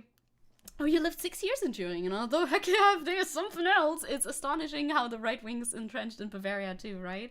Yeah, I mean, they're very like Christian conservative type right wing, while Thüringen is just like very, very Nazi right wing. You know, it's all bad. I choose to forget. He just forgot. He said forgot. You're gonna move to Bayern next month? Oh my god, good luck. Good luck, gamers. Bavaria sounds like a type of cheese. It does. Yeah, I guess so, because he doesn't really care and wants to be in a coalition with them after the next election in Bavaria. It's fucking astonishing. I don't understand how... This is the real shocker that we're gonna come to very shortly. Is that my next link in here? Yep, that is my next link in here. Somehow Germany agrees with him. So Söder read these answers, which were all, meh, I forgot, my brother did it. You know, the usual type of answers, because the leaflet, it was proven that it was written on the typewriter that's like at home, at Aiwanger's home back, you know, when he went to school. But of course, it was his brother. His brother probably did it. And Aiwanger was just trying to get these evil leaflets out of circulation. Obviously. How couldn't we think of that? It was so clear all along. And Markus Söder decides, you know what? I've read these answers. He seems like a swell guy. I don't think we need to do anything else about this. So he's decided, yeah, he can stay. He's cool. Don't worry. We don't have to do anything about that. And the real kicker, I feel like it just gets worse with every like addition that I have to the story. The real kicker is that most of Germany agrees with him. The fuck? The fuck is going on here? What the fuck is going on in this fucking country, dude? Who did they poll? Who are they polling? Why is it so bad here? I do not understand. Like, 58% of people over the age of 18 who are able to cast like ballots are also in agreement with Markus Söder, with not, relieving Aiwanger of his amt. What the fuck? What the fuck? Who is the most? Who are these fucking people? Who are they? Do they just not know? Who did they ask? Like, I cannot wrap my head around this, that is such a, like, strong, well, okay, in all of Germany, it's not, like, a strong majority, but it's a majority nonetheless. In Bavaria itself, it's a strong majority, though. The memes are good, though. The memes are good. And in Thüringen, it feels like you have more resistance and counter movements. I feel like that, too. And Thüringen is very spicy. Same with Sachsen, right? Thüringen and Sachsen, very, very spicy. There's a lot of clashes here. Bayern, I don't know. I mean, Bayern's very big. I don't know. Yeah, I can totally understand how so many people think like that, though. Every time I see Bild paper headlines, well, ain't that the truth? Bild is like our Fox News, right? Kind of equivalent, sort of. If not, a little worse. And they propagate opinion, they form opinion. It's always been like that, and yeah, maybe that's why. Maybe that is why. If that is what the majority thinks, I don't want to live in Germany. It's so real, though. So true. Like, what the fuck is up with y'all? Are you okay? In Bavaria, 72% are on Söder's side with keeping Aiwanger in his position. Huh? Legit, this is baffling. This baffles me. I don't even have any, like, I don't have any commentary on this. I suppose maybe they're all very, very misinformed. They probably didn't read the leaflet. Because honestly, I cannot imagine anybody who read this cannot possibly want this guy to remain in office, right? No way. They probably just heard about the whole affair. They heard vaguely, I'm hoping here, right? They heard vaguely that this guy was publishing leaflets in school, or maybe was publishing leaflets in school, maybe was not. And because of that, it was 30 years ago, more than that. It was 35 years ago. Not a big deal. Maybe that's all that they heard, and that's why they're like in favor of keeping him in his position. Because otherwise, I cannot wrap my head around it. You consider giving away "fuck Nazi" stickers on your campaign stands next month? Yes, please. Those are fun. I always feel happy when I see some of those around, because my city, also very polarized city, but every time I see a little like sticker or a graffiti thing that's like progressive, whatever, fuck Nazis, Antifa, all of that stuff, I'm like, okay, they're still here, they still exist, thank God. Jesus Christ. Yeah, Bavaria is very strongly CSU, which people see as normal conservative party. So there's not as big a need to fight against them. In Thüringen, Saxony, we have more widely accepted problem with the AfD. I guess so. And maybe a lot of these people who were polled are also just generally always on Söder's side. Maybe they don't know shit about what Aiwanger... no definition for Söder. Maybe they really don't know shit about Aiwanger much at all. And just, well, our guy, my dude, my best buddy in the world, Markus Söder, is in favor of this. Well, then I am in favor of this. A lot of people do think like that, right? Some people really just agree with whatever their government does. So maybe that contributes. Again, for all of Germany, it's more split, but still slightly in favor, which I still find pretty crazy. So then again, Bavaria is pretty big. I don't know. 35 years is a long time, but there is no sign of change. If he was now running with the fucking Green Party or something, then okay, we might have to see what type of work he's done. But he denies as long as he can, he denies having anything to do with it, and he still spouts rhetoric that is just as bad, but more under the table. There's no change going on. Of course, he could have changed a lot in 35 years. Then again, this one was pretty heinous. Most people don't have that heinous of a right-wing past. If they have a little bit of a right-wing past, whatever. It usually doesn't go as far as those types of leaflets. But even if he hasn't shown any sign of change whatsoever, Yeah, and Söder and Aiwanger are the heroes who protect the simple folk from the Greens and the lefts, taking away their schnitzel. True. So true. Well said. I mean, we all know that Cem Özdemir will forbid the consumption of meat in Germany in yesterday. He definitely did that yesterday. It's definitely happening. No more sweets, no more meat, only plants. That's what the Green Party is gonna do to us. You better beware. And only Mr. Söder and Mr. Aiwanger can save us from this evil green dictatorship that is definitely real and totally not a mind virus made up by exactly these people to keep themselves in power, because that would be ridiculous. That's ridiculous. Don't say that. That is ridiculous. This whole situation is ridiculous. Based vegans, rise up! I mean, right? That's what they want. They want us all to be vegans. No more meat ever. Yeah, there's the TLDR for the 25 questions that I saw on Twitter, where it's basically just, I don't know about that. I cannot remember the details after 36 years. This process in detail, I do not remember. I do not know this. I cannot remember this. I cannot remember if multiple people were called to the director of the school. No, I don't know. Can't remember anything. Don't have a memory. I don't know. I haven't lived 36 years yet, so. But I feel like if I can remember what I did, roughly, when I was 15, I feel like you would remember something like this. I don't know if and what measure of responsibility I have taken for the leaflet. I don't know. I don't remember. I don't know this. That's literally all that he wrote. That's all that he wrote. The less than 1% of the population, the vegans, they will take over they will steal your house or something. My grandma tried to convince me the only food in Germany is bugs right now.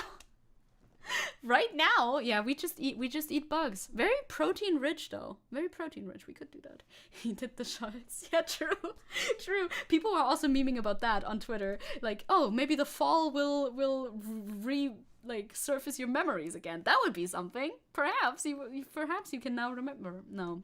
Politicians have such shitty memories. I too could be a politician with my shitty memory. I feel like sometimes I have a little bit of a shitty memory, but then I look at politicians and I suddenly feel so much better. It's crazy how that works. Absolutely insane. Bugs aren't vegan though. Our fascist green government forces us to be abstained from animal products. True. Of course. You gotta tell your grandma that we actually just eat grass. But not too much grass, because there's also grass for the cows. So, you gotta, ration a little bit with the grass. But it's mainly grass. Mm-hmm. You got us. Eating bugs would actually be good, potentially, right? Is that not something that people are always looking into? How we can eat more bugs as people? Because they're very protein rich? I don't know. And of course, I saw this tweet while I was looking through the hashtag today. Are we surprised that Julian Reichelt is pro Aiwanger? What? I'm so surprised. I did not see this coming. I'm so surprised. I don't know about this. It's the German politician's favorite sentence. They love not knowing anything ever. It's crazy that they got this far. They're like, there was... With rumors and suspicions without a single piece of evidence was Hubert Aiwanger supposed to be silenced. Yeah, they are always silencing us cause he was too edgy in a speech in Erdingen, apparently. But in Germany, the voters decide, not the media. Decide who governs, not the media. Yeah, good. Great, good job. Hey, Aiden, welcome. I would like to eat some bugs. I've tried some bugs before. We had crickets. Somebody bought crickets, marinated and roasted and, well-prepared crickets. They were fine. They were good. I puke a little in my mouth every time I see Julian Reichelt. Me too. I'm sorry for showing this to you. Sorry for triggering that. It happens. He's like, yes, Aiwanger stays. Good. That's good. That's good like that.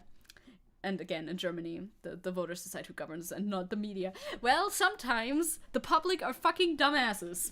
Sometimes they don't know what they're talking about, okay?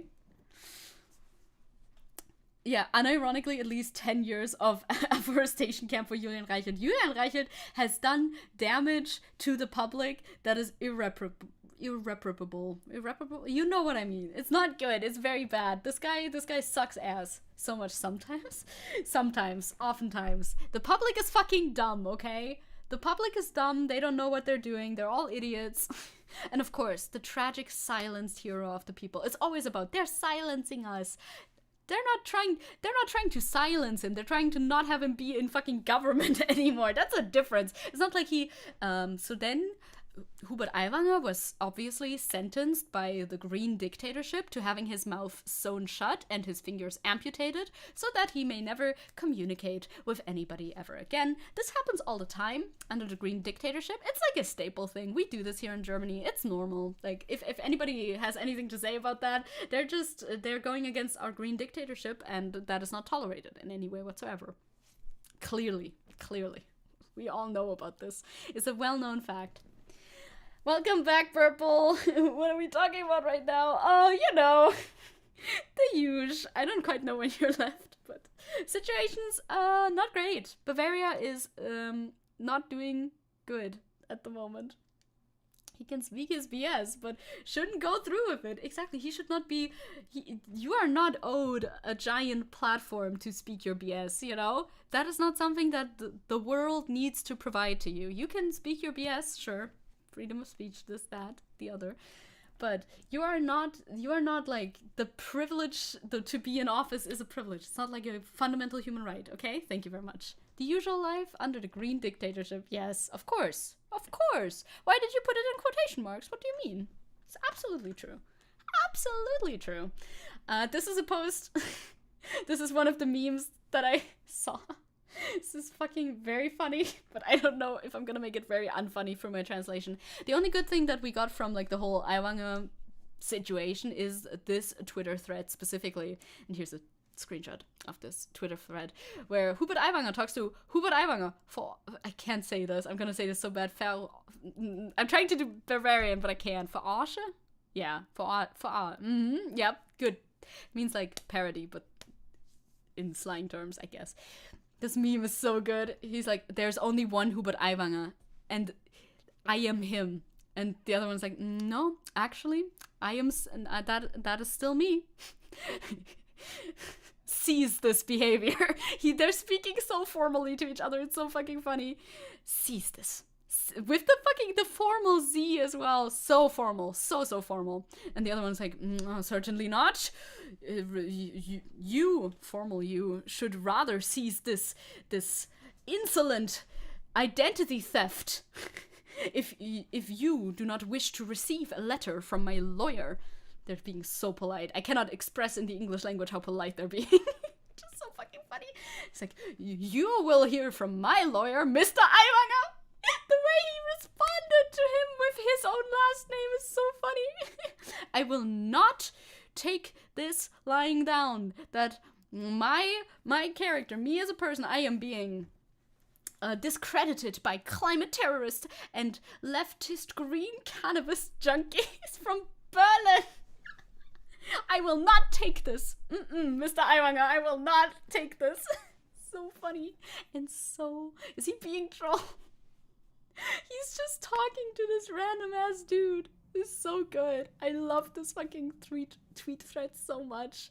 Yes, Klimaterroristen und linksgrüne Cannabis-Junkies. What a title. What a title. That's a good title. It gets funnier every time you look at it. It's so true. Why is he addressing him as Herr Aiwanger? That's my biggest question. You know that's not his name, right? That's your name. Okay, calm down. Leftist green cannabis junkies, rise up! Let's go! Today's topic, Aiwanger gets trolled epically. We should make that the thumbnail, like old ass MLG style with the rainbow, with the troll face and everything. Aiwanger gets epically trolled on the internet. Total rage, freak out moment. Good morning, how are we all? Hi, Bro Dragon. You know, we are. It depends, honestly. If I click on this link, we're gonna be way worse than we were a second ago, so we'll see. We'll see. I don't have to. It's not directly associated with the topic. It's just associated with Germany and things not being great at the moment. So I could click on it, Perhaps. Aiwanger epic fail compilation. When? That is what I need. Cringe compilation. Fail compilation. Internet. Yeah, Interland. The fuck? I just combined internet and Neuland. The internet is uncharted territory for him. That's very true. I usually hate emotions I get from politics content, but stuff like this makes it worth it. Isn't that the fucking truth? Isn't that the truth? It's like, you hear about politics going on around the world, things are bad, you're getting a little sad, but then politicians very funny, getting owned epic style. So it all makes it kind of worth it again in the end. We're kind of vibing again. Now, the next one is not very vibey though. The next one's not a big vibe. I legitimately don't know if I want to click on it, but I will. I will expose you all to this image because I had to see it too. Don't worry, it's just it's statistics, okay? It's not like I'm not gonna show you gore or anything, but I don't know why anybody would presume that. I'm gonna click on it, okay. Trump with his Sharpie. What did Trump do with Sharpie? Ominous, I know.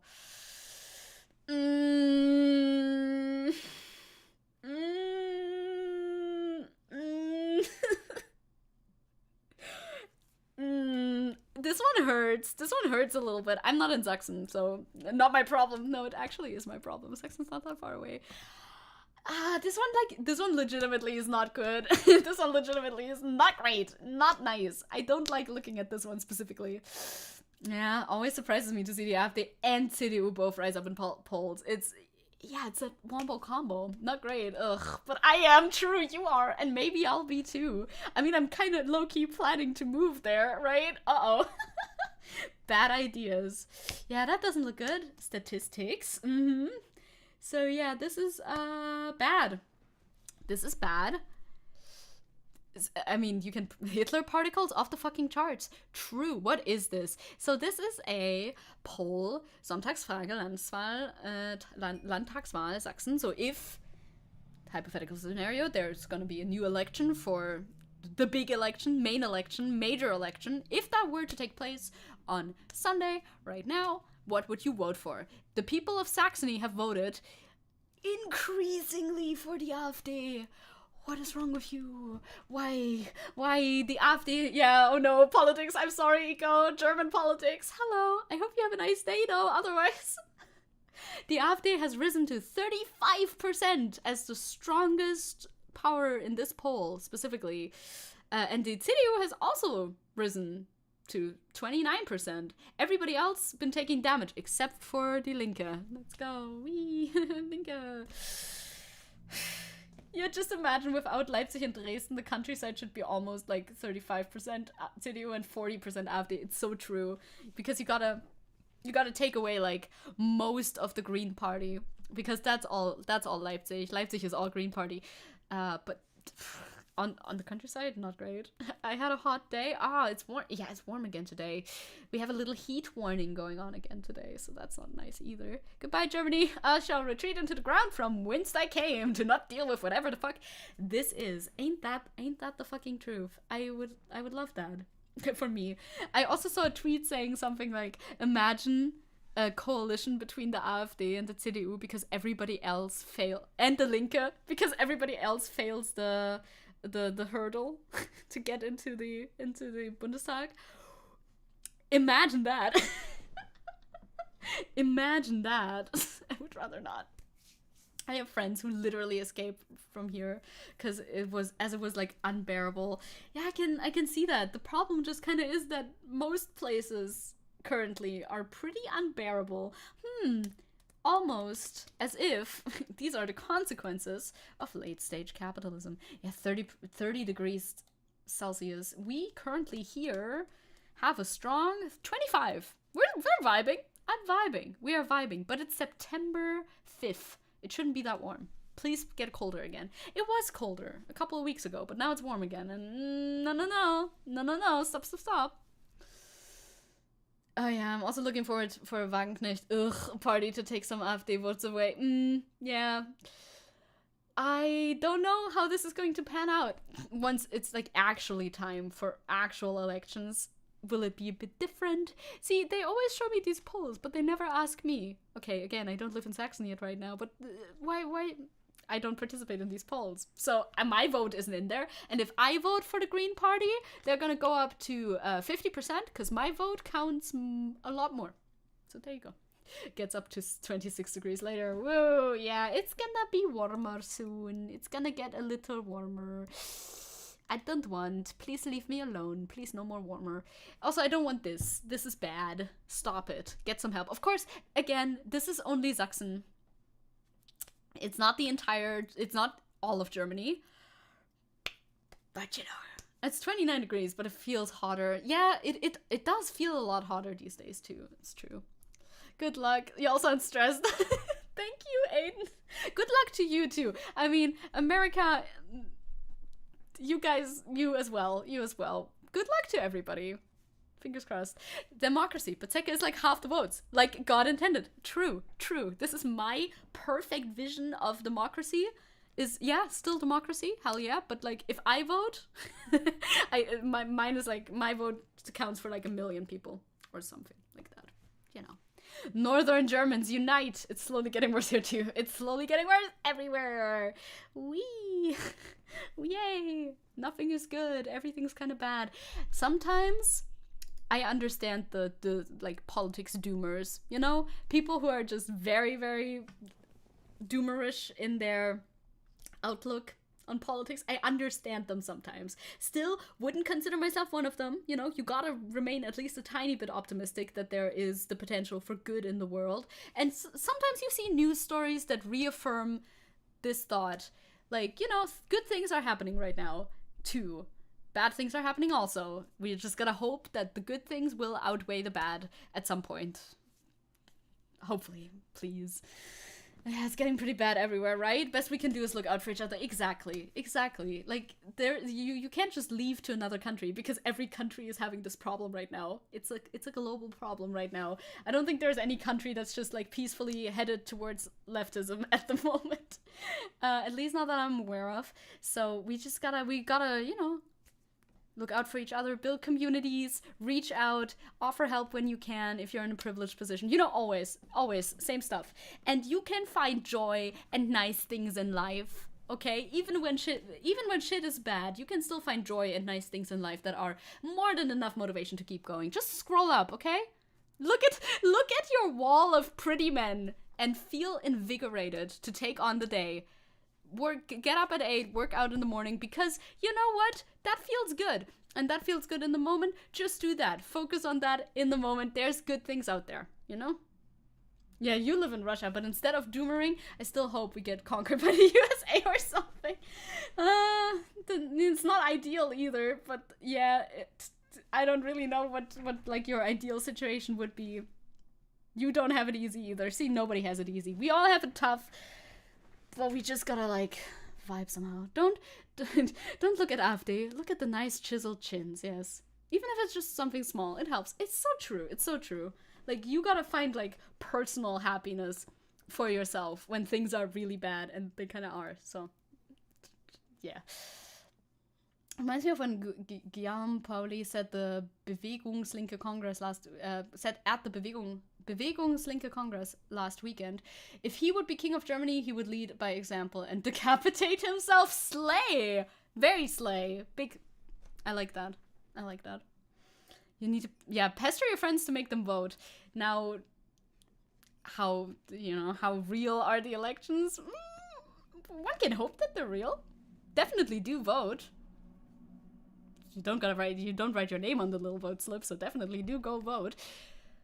And maybe they'll inspire change. I don't know. Hi, Quartz. We're looking at my wall of pretty men that I have in order to, you know, to get a little bit of hope back into my life after looking at statistics about elections and stuff like that. They're not, but I still need to vote. I agree. I agree with that. I 100% agree with that. You know, it's not to your own personal detriment. Definitely go vote. This is the cope wall. We're at the cope wall. Everybody should have, like, it's literally the little, like, whiteboard that has "do it for him" written on it. Terrifying. Do you know the expression? I did not know the expression, but I can imagine what it means, I think. Maybe? Like, that you don't let people know who you vote for. certain people, I assume. But I hadn't heard it before, so I do not know the expression. Good day, Sprenny. How are you? We're just decompressing a little bit. I have some more online news as well, and then we would have time for a tier list, actually. We got through this quicker than I thought we would. There's other news as well, but I didn't prepare sources for them. Say, who are all these men? Oh, let me walk you through this if you want. Men. Is this a positive or a negative? The wall of handsomeness. So on the left, we start with Carmi from The Bear, played by Jeremy Allen White. Then we have Selbit, Portuguese streamer, who's maybe a little weird, but I think he's fine. Then we have Maroki from Persona. We have Aaron Twait, who is a musical theater actor. We have Victor from Arcane. We have another musical theater actor at the bottom, that is Christian Borle. He's played in such musicals like Falsettos. Very good, do recommend. Then we have Oscar Isaac, obviously. Everybody knows Oscar Isaac. We have Jake Gyllenhaal, especially in Nightcrawler. Don't ask me why. We have Jerma, who's a fellow streamer. I like saying fellow streamer, like I know him. And we have Mads Mikkelsen and Hassan, who's also a fellow streamer. Mads Mikkelsen, not a streamer, but actor. There you go. Arcane, yes, Arcane. Oh, it's from DDR voting. You just folded the Wahlzettel and put it in because you didn't have a choice anyway. Oh, okay, that makes sense. I bet my mom knows that. Perhaps. Yes, Victor from Arcane. I love Victor I loved, actually, you know what? I was a fan before Arcane. Hello, Calix, hello. We are decompressing after looking at horrible statistics and horrible leaflets from horrible people by looking at pretty people. Calix has a wall of pretty people too, not pretty men. There's multiple. There's multiple. There's different people on there. Calix has a collage of pretty people too that I forced them to make yesterday. Hi, Cal. Yeah, Victor is great. Also, I was a fan of Victor before Arcane came out. Before he had a face. I liked Victor before he had a face. So Victor is both aesthetic attraction as well as emotional, I guess, attraction it would be. Yeah, join my glorious revolution. Revolution. Yes, he's fun, he's fun. He had some stories too. He had I don't remember how it was called, but Riot sometimes publishes stories about their characters, the champions, whatever, on their website. They used to anyway. I'm pretty sure they still do. And I read this one story about Victor just kind of working in his workshop down in Zon. It was nice. I liked it. Oh, no worries about your absence. I was absent too, right? The typhoon. I understand. Do not worry about it at all. I'm glad your internet is back now, I hope. And I'm glad you're safe and not, that the typhoon didn't wreck stuff. I legit didn't notice Jerma as well. Yeah, Jerma's just up there. Jerma's just a little guy. I started adding too many guys. I have some very big pictures of guys. And, Victor main spotted. Oh no, don't. Stop. I do love playing Victor too. I really like his skill. Okay, I haven't played League in many years. But when I did like to play Victor a lot because he was kind of tough to play, but he was very powerful. You know what I mean? Calix yeah, you got me into an emotional crisis. No problem. I will provide that for you, my friend. No problem whatsoever. Yeah, I was a Victor main. What of it? I like his skill set a lot. He has CC and strong, and strong magic. Me when I definitely remember the terms. He wasn't super viable, but if you were good at him, then he was viable. If you had the skills that it takes to play Victor, then you could definitely dominate mid lane. But whatever. Oh, you played the vampire dude. What's his name? Did they just name him Vlad? Was his name Vlad? I actually also don't remember. And Cassidon. Okay. I see. I played Victor and Lux. And when I played AD carry, I like to play Jinx. And yeah, I didn't play AD carry too much though. So maybe they just named him Vlad. Easy answer. Easy answer is correct sometimes. Let's talk about Creator League though. Oh my god. Is this a reference? Is this a reference to League of Legends? Oh my god. Oh no, it's a reference to League of Legends. It's all League of Legends. Always has been. So Creator League, what is that? I hope that I sorted these in the correct order so we have the tweet that kind of explains what this is a little bit. I think if I click on this, you're gonna see it. I do link a lot of Ostonox tweets, don't I? So he tweets about, well, they're both Ostonox. Mr. Beast, I Show Speed, OTK, Sapnap, Sea-Dog, not anymore, and other streamers promote NFT tournament, Creator League. Uh-oh, that doesn't sound good.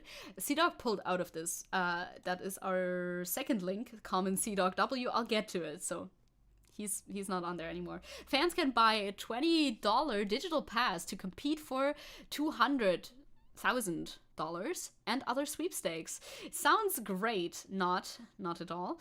Really clever to title this Creator League, then get huge creators to push it, but not actually play in it. Play on Sapnap's team. Sapnap will not be playing on Sapnap's team. It's so scummy. NFT tournament. It's so bad. I hate this. Yeah, Connor dropped it. I'm so glad for him. I'm so glad. Good. The only one I care about dropped out. Yup. It's like, okay, I don't care. The entire, like, streaming house, don't care, though. Sapnap, I also don't care, to be honest. Sea-Dog, like, I like Sea-Dog. I think Sea-Dog is cool. I don't watch him very actively anymore at the moment, but I did enjoy his content for a while. How are NFTs still a thing? Good question. I also thought we were done with NFTs, but apparently not. OTK Network, as represented, I suppose, by Asmund Gold. And some people that I don't know. Bella Porch. Vinny Hacker. Whoever these people are. I don't know. The Creator League account has begun hiding users, accusing the company of being a crypto sports gambling business model. Sea-Dog is a friend because he hangs out with Mousy. True. Sea-Dog Virginia. Sea-Dog Virginia, my guy. Bryson, narrator of the launch video, confirmed the digital passes are NFTs that will be minted on the Near protocol. No idea what that means, but NFT shit, you know, you understand. Some idea of what that means, actually. Can NFTs, like, die already? They wicked should. Like, all of this NFT business, of course, it's scammy as hell, which sucks enough, but it also destroys the environment at a rate that is absolutely unreasonable. Why is this still around? People have stopped talking about it, but not fully. So, welcome to the Creator League. Fucking Mr. Beast, dude. Mr. Beast, you know, I'm split. We're gonna talk about Mr. Beast a little bit more in a second. I'm a little split on Mr. Beast. Generally, my gut instinct is anti-Mr. Beast, but then sometimes I see him, you know, do some good stuff, and then I'm like, okay, maybe he's fine. But then I see him do some fuck shit again, and my gut instinct is like, well, I told you so. Yeah, they're selling NFTs funded by 500K grant by near.org. It's a crypto sports gambling kind of business model. Bad. To their fucking child audiences, too. Mr. Beast especially. Jesus Christ.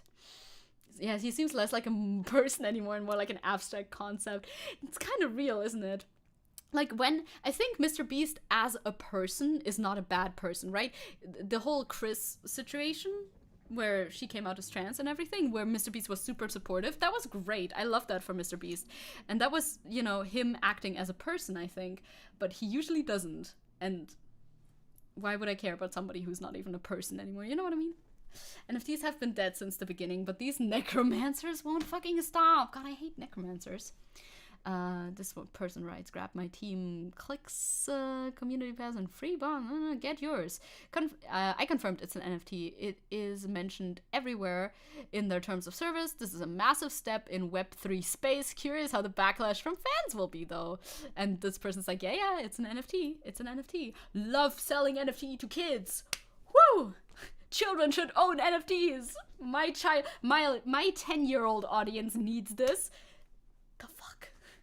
Yeah, he's a dude with a lot of money and no interest in politics. Yep. And he can use this position for positive, like I said, in the aforementioned situation with his friend. That's my package. I'll be right back.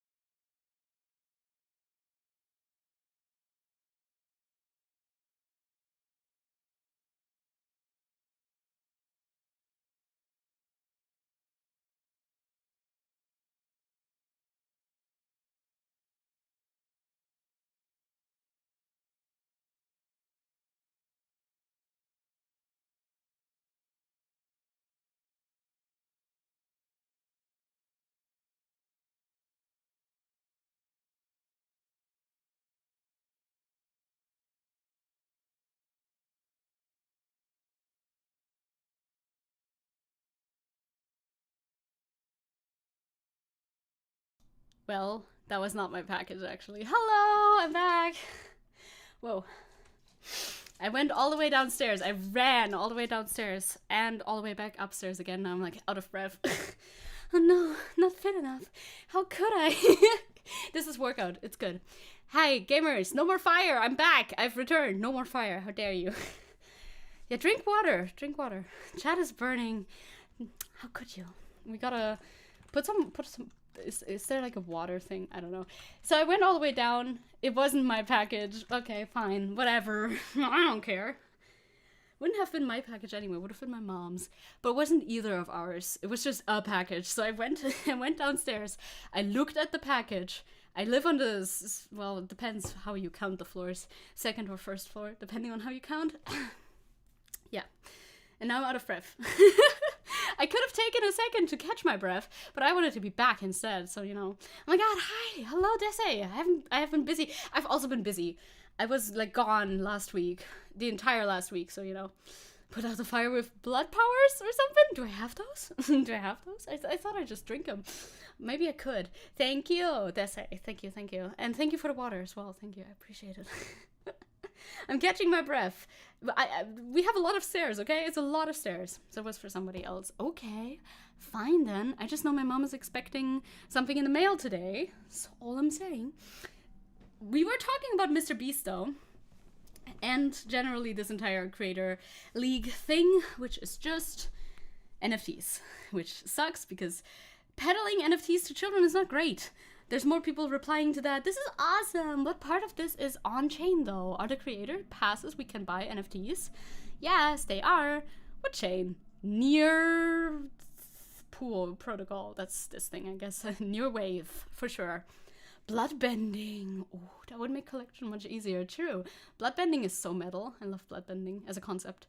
From Avatar. You're fine? That is good. That's good, Brody. Fans are encouraged to purchase multiple passes to apply a point multiplier that will give them an advantage in the tournament to win money. I hate this. I hate this. It's all about putting the power into your hands. No, it's not. Qualifiers gives you that power. The first open qualifier will be a 50k 3v3 zero build Fortnite event featuring the game modes Hardpoint, Capture the Flag, and it's in Fortnite. Okay, they're playing Fortnite. Dude, this is horrible. If you're the top placing pass holder for a particular community, you'll automatically be placed on your creator's team for the first split. So the top Bella Porch pass holder will automatically be on Team Bella Porch. The top. This is so manipulative. It's like spend money to be on your favorite streamer's team. You gotta, for your fave, you have to do it. It's just about them getting money. And I mean, that happens all the time. But I feel like as streamers, you shouldn't exploit your audience like that. I mean, you shouldn't do that in general, but Jesus Christ, you guys have like a lot of these guys have child audience.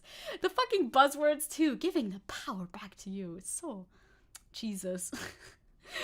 So intense. If they don't want people calling their thing a scam, why do they make it look like a scam though? It's so scammy.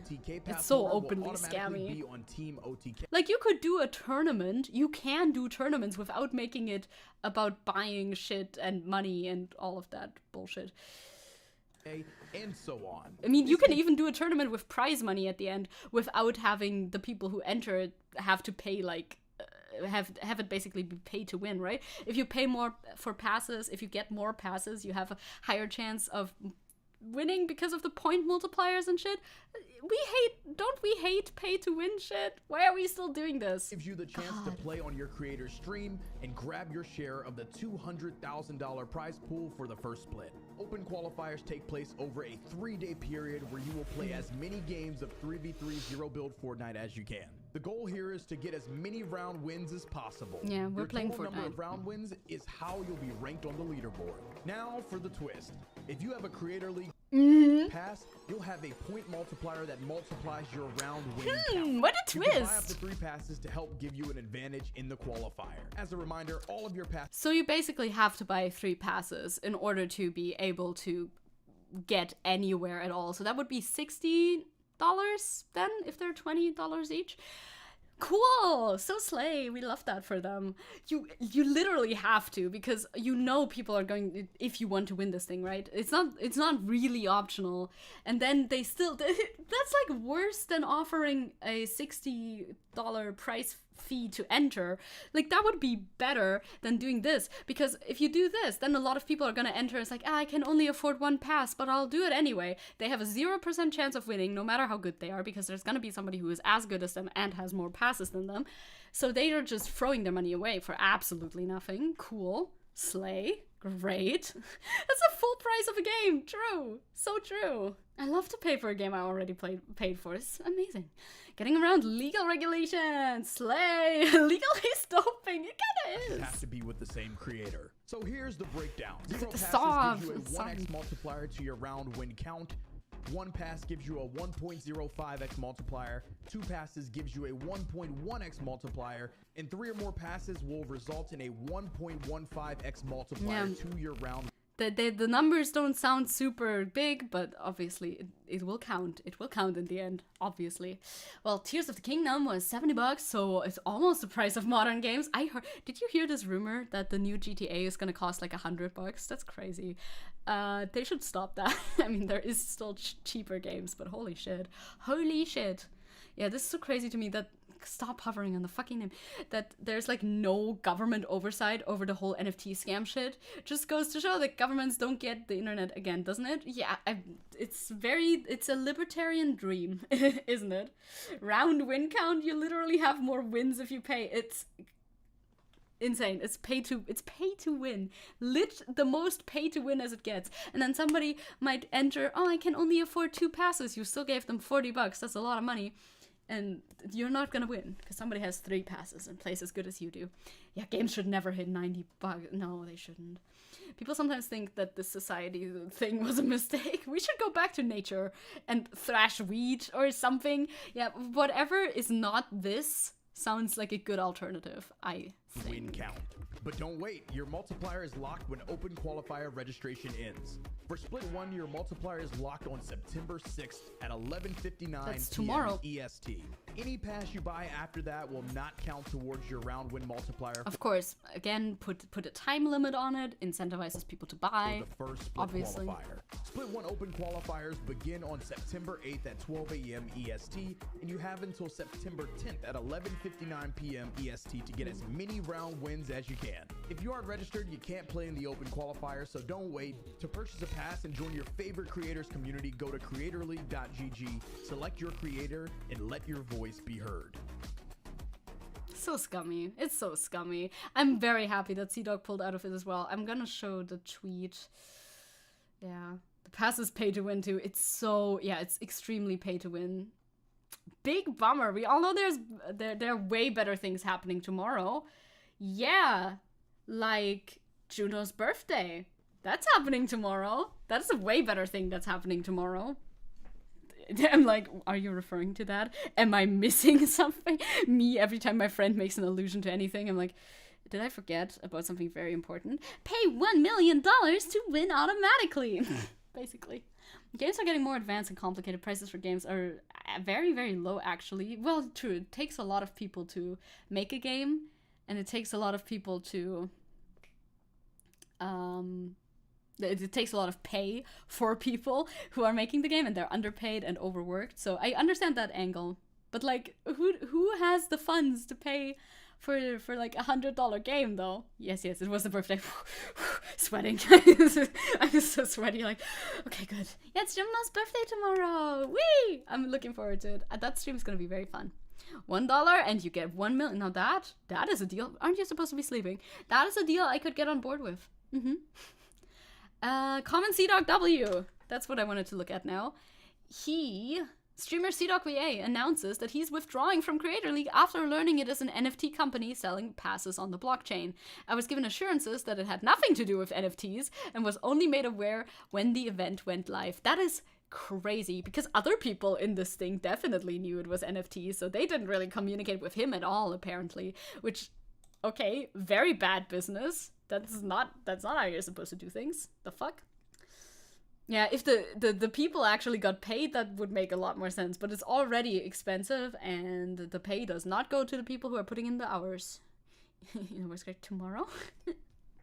When will NFTs stop lying to people? Never. Yeah. $100, well, I wouldn't mind, but recently even triple games that cost 60 to 90 still got released like halfly or something. Yeah, that too. That too. Oftentimes they just release them early because of the crunch and distress and all of that. Yeah. I don't know. I don't know, man. I don't know. I know I wouldn't buy a game for $100 probably. Subscription models could be the solution to this, perhaps. Like Game Pass is a subscription that I pay, even though I don't play like that many games on it. So technically, maybe in the long run, it would be cheaper to just buy the game, but then you don't have the variety and the flexibility. So maybe subscription models, but subscription models have their own problems again, and literally owning a game is nicer too. Yeah. Don't buy games from awful companies is a good answer to that. Yeah, that is very fair. That is a very good answer to that. No Blizzard games for you. So, Connor wrote, I'll be real with you guys. I accepted to join Creator League not fully understanding the tech behind it. Needless to say, with the current information available, I'm planning on withdrawing. I was not told or made aware at any point that there was blockchain technology, and was only made aware of that information when the event went live. Now, I think the whole pass thing is also kind of scummy without the blockchain aspect, but the blockchain aspect definitely makes it a lot worse. I created 1 NFTs for funsies, and I still feel dirty because of it. Yeah, you're forever stained. Yes. Yes. I was given assurances that it had nothing to do with NFTs. Given my vocal hatred of such tech, I would never have agreed to join had I known that. Weird that they even, like, wanted to get him on to that then, right? Like, wouldn't they want people who are kind of pro NFTs on there? Well, I guess they just want big creators, but I don't know. It's an embarrassing fuck up on my part to agree to promote this to my audience. I'm sorry. I will talk about it more when I can. Very good. CDogW. There you go. Oh yeah, in Russia it's currently impossible to pay for games on Steam, so I mostly play ones I already own. Yeah, Russians are not thriving at the moment. Y'all are not. No PayPal for you. No Coca-Cola for you, right? No McDonald's for you. You don't got any of that anymore. Yeah, that is also an option, right? Wouldn't that be an option probably? What Caliban suggested. Pro NFT people have no audience though. True. They have been scammed already. Yeah, they will lose their audience after a while if they scam enough people, so they're trying to maybe reach out to people who don't know. But if okay, I was gonna say, if he's really vocal about this, then they maybe shouldn't. But also, I watched him sometimes, and I've never heard him talk about NFTs before. Not the most avid watcher of his content, so maybe I just missed it. Very possible. Maybe they also just missed it, and that's why they recruited him in here anyway. Okay, he put the info thread in there. Either way, Common Connor W. Good job, Connor. We're proud of you. Let's go, Connor. Let's go. Black flag is hoisted. Good. It seems like, honestly, a lot of works as a big content creator is not to get pulled into a scam. It seems like it, doesn't it? It seems like it. Like, they really need to get ahead of all the things that are going on. That's why it makes sense for big content creators to have, like, a team. It's helpful if you have a team. I don't know if Connor has a team, like a manager or something. Stuff like that. People like that can be helpful for checking out background information that you as a single person just don't have the time to check. Although if you're accepting a big sponsorship like that, you should make the time to check. You know, you don't accept like giant sponsorships like this every day. So definitely do check them out before you accept. I also okay, I'm not a big content creator, obviously, but I am a content creator and I've gotten emails before, and my gut reaction is always, oh, that's a scam. And I think, especially currently, that's probably right. That's probably right 99% of the time. Like, I see an email, it's a little bit sketchy, immediately, they're not, no reply from me. You're weird, I don't know you. Get out of my email inbox. You're a weird company that's using, like, that's talking in weird, like, all applicable business terms. You don't know me, I don't know you. Yeah, most email offers are scams, right? They must be. But then, technically, at some point, you also get email, like, you're also gonna get email offers that aren't scams at some point. technically in the future, you know. But I feel like I'm not at that level yet that they would contact me. So I'm like, no. You're trying to scam. You are trying to scam. I know that companies like fucking Shadow League, no, Shadow, what the fuck is it called? Raid, there you go. Like Raid Shadow Legends and stuff. I think they also reach out via email. At least I've seen some people's email exchanges with them talking about sponsorships and all that stuff. But I know the name. I know who they are, you know. So yeah, right. But Zecke, why aren't you getting your Soros checks? You get those sponsors in there. I'm so sponsorable. I always my videos are totally always monetized. Absolutely 100%, and I'm never controversial. Never ever, don't worry about it. League of Shadow Rising. Yeah, close enough, right? Close enough. Yeah, but even companies that appear legit can turn out to be scams, like established titles. Oh, yep. And fucking BetterHelp. I still see people getting sponsored by BetterHelp, and I don't know how to feel about that. Like, did they get better? Haha, pun intended. Did they improve? I don't think so. I think people just don't really care about it anymore. I think BetterHelp is generally also a scam. Well, maybe, what defines a scam? It's just a shitty business. Not necessarily a scam, but you are the most sponsor ever, right? Aren't I? Controversial? We don't know her. This is not me. Don't worry about it. Totally submissive and monetizable. Yeah. But you gotta be extra careful with offers when you're a small content creator. That's what I think so too. That's what I think as well. Where I'm like, immediately off the bat, I'm like, nah, you're shitting me. That's not real. That's not real. This man, he is not real in my email inbox. Get an offer from Ray-Ban. Sunglasses? Yeah, I would definitely vet anything that I get offered. Everyone knows that highly political content is the most intriguing for companies. They love it. That's why Vosh is always sponsored by BetterHelp and HelloFresh and let me think of other highly well-known sponsors of YouTube creators. Vosh is sponsored by all of them all the time. Didn't you know? Yeah, BetterHelp aren't real therapists and might do more damage than good. That's what I've heard too. But then everybody was quiet about it for a long time. And now people are taking these sponsorships again, which I feel like they hadn't for a bit. So I'm like, did they change their business model? Probably not. They just let it blow over and then went back to it. Imagine doing an advertisement for fashion stuff as a VTuber. It's like, oh my god, Ray-Ban sent me these sunglasses and they look so pretty. And then I put like in a PNG of the sunglasses on my model. Oh my god, look at my new look. I think that's absolutely the perfect sponsorship. I don't know what you mean. Air Up has been sponsoring a lot of people. True, I did see that. I've heard of them before too. I've heard of that general product style before as well. I don't think Air Up is the first time that I heard of the concept of being like, ooh, smelly water, good smelly water. Good smelly water tastes better than non-smelly water. You know? You clicked off and it took you a while to get back. I lost the thumbnail. Arnar, get back to the thumbnail. Welcome back. I mean, there are plenty of companies who sponsor far-right content creators that do politics. So, yeah, well, they have a little bit more interest in sponsoring the guys who are like, capitalism, slay, generally. Perhaps. Air Up is like so American. Yeah, because they can't just drink plain water. God, that reminds me of water talk. Do you guys know water talk? No, nobody knows. Nobody should know water talk. That was a trend. I'm sure it's still going on.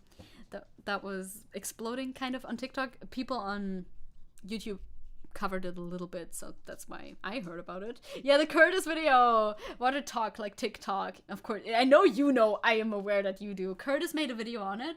Did Curtis make a video on it too? Well, that is good then.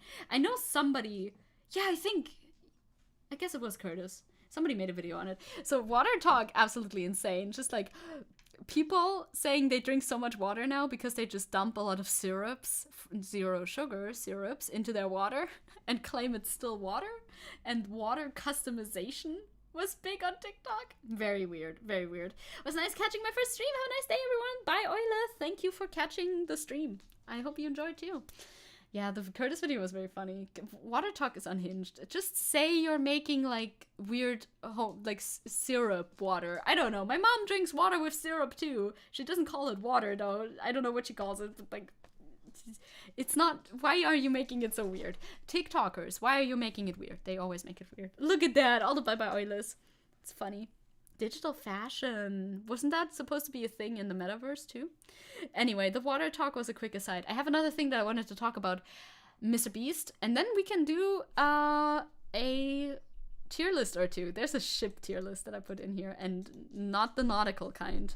Maybe the naughty kind, but not the nautical kind. But Mr. Beast first. Right, syrup is okay, right? Like, it's okay. But drinking plain water is just better. I agree. I also have plain water here. For a long time, when I was a wee child, a kid, I also didn't drink water, like, ever. But now, as a responsible adult, I do. Yeah, it's the Jack thing. It is the Jack thing. It's Jacksepticeye, Mr. Beast thing. Because I have thoughts. Yeah, the slight hint of a drama. It really isn't much of a situation, but I do have thoughts. Oh, this is Quentin Reviews. I didn't even notice. I just saw the tweet and liked it. I didn't even know it was by Quentin Reviews. We're gonna watch the clip first, though. So there we go. Gotta make the 3D model first for the advertising. Advertise Second Life Fashion 3 profit? Yes. Okay, so this is the clip. It's from a Tommy Innit video. It's 40 seconds long. Completely unrelated question. Do you like Mr. Beast? No. Jack does not like Mr. Beast. Also, lie detector test videos. Really? In the year 2023? Really? Jack, do you think Mr. Beast ruined YouTube? Yes. Now, in all honesty, I love that Jack Manifold is just there. Very funny. So he's answering truthfully to these questions. I assume they've talked about this before, because how else would Tommy know to ask these questions? I have not watched the whole video, will not watch the whole video. Doesn't need to either. Jack, why? Because it became more about views, money, and popularity than it did about having fun. You just don't think you have fun playing Squid Games? You don't think you have fun riding on yachts? Building wells in Africa? I don't know. If he had fun doing those videos, they'd be longer. We'd see the fun. Ooh. I thought you were going to get They say, oof. who's the YouTuber you hate the most? I don't know. There's a lot of groomers and pedophiles on our platform. True though. Like, who's the YouTuber you hate the most? Certainly not Mr. Beast. Good answer. I think this is a good and valid answer. And this person posted it with Jacksepticeye having beef with Mr. Beast was not on my 2023 bingo card. Now, I don't think this is beef with Mr. Beast at all until Mr. Beast answered this thing, which I think I have somewhere. I do have it in the other link. Like, Sean W. It's a Sean W. It is. It's not that deep. He just doesn't like Mr. Beast, and that's his opinion. It really isn't. Also, I don't think he doesn't like Mr. Beast as a person. I think he doesn't like the Mr. Beast channel and the Mr. Beastification of YouTube, because it's a true phenomenon. There's so many Mr. Beast clones all over this fucking website, and they all suck ass so majorly. And I do think that Mr. Beast's like big success on YouTube has shaped the platform in a way that is not for the better, not for the positive, because it's all about bigger operations, more grand, more money invested, more money also like spit back out perhaps for a positive cause, but not always. These Mr. Beast clones don't all like donate en masse to charity, because a lot of those Mr. Beast clones are also not nearly as wealthy as him, obviously, because they're the clones and less successful, duh, of course. But generally, the shift that the content has made because of that success of Mr. Beast is not one that I enjoy personally much at all. Love that people are like, you don't like someone, beef, it's beef. Yeah, it's also a very aggressive like interpretation of his statement. I don't think this is grounds for beef. Ground beef? I don't think this is ground beef at all, but you know, alas. Also, the response of Mr. Beast ties into what Brody wrote. He kind of acts like because he does good things, he's automatically a good person, and it's a bit, he always points towards his charity, which is obviously not something that Jacksepticeye was calling out. He was not like, how dare you donate to charity, that is a bad thing. Making, your entire content about the spectacle of spending money, though, that's like a thing. I understand why you have issue with that. Mr. Beast's videos are a good metaphor for capitalism. Bigger, bigger, bigger, bigger, bigger. True. That's why they give me the ick. When I see them, I don't like it. I don't like it.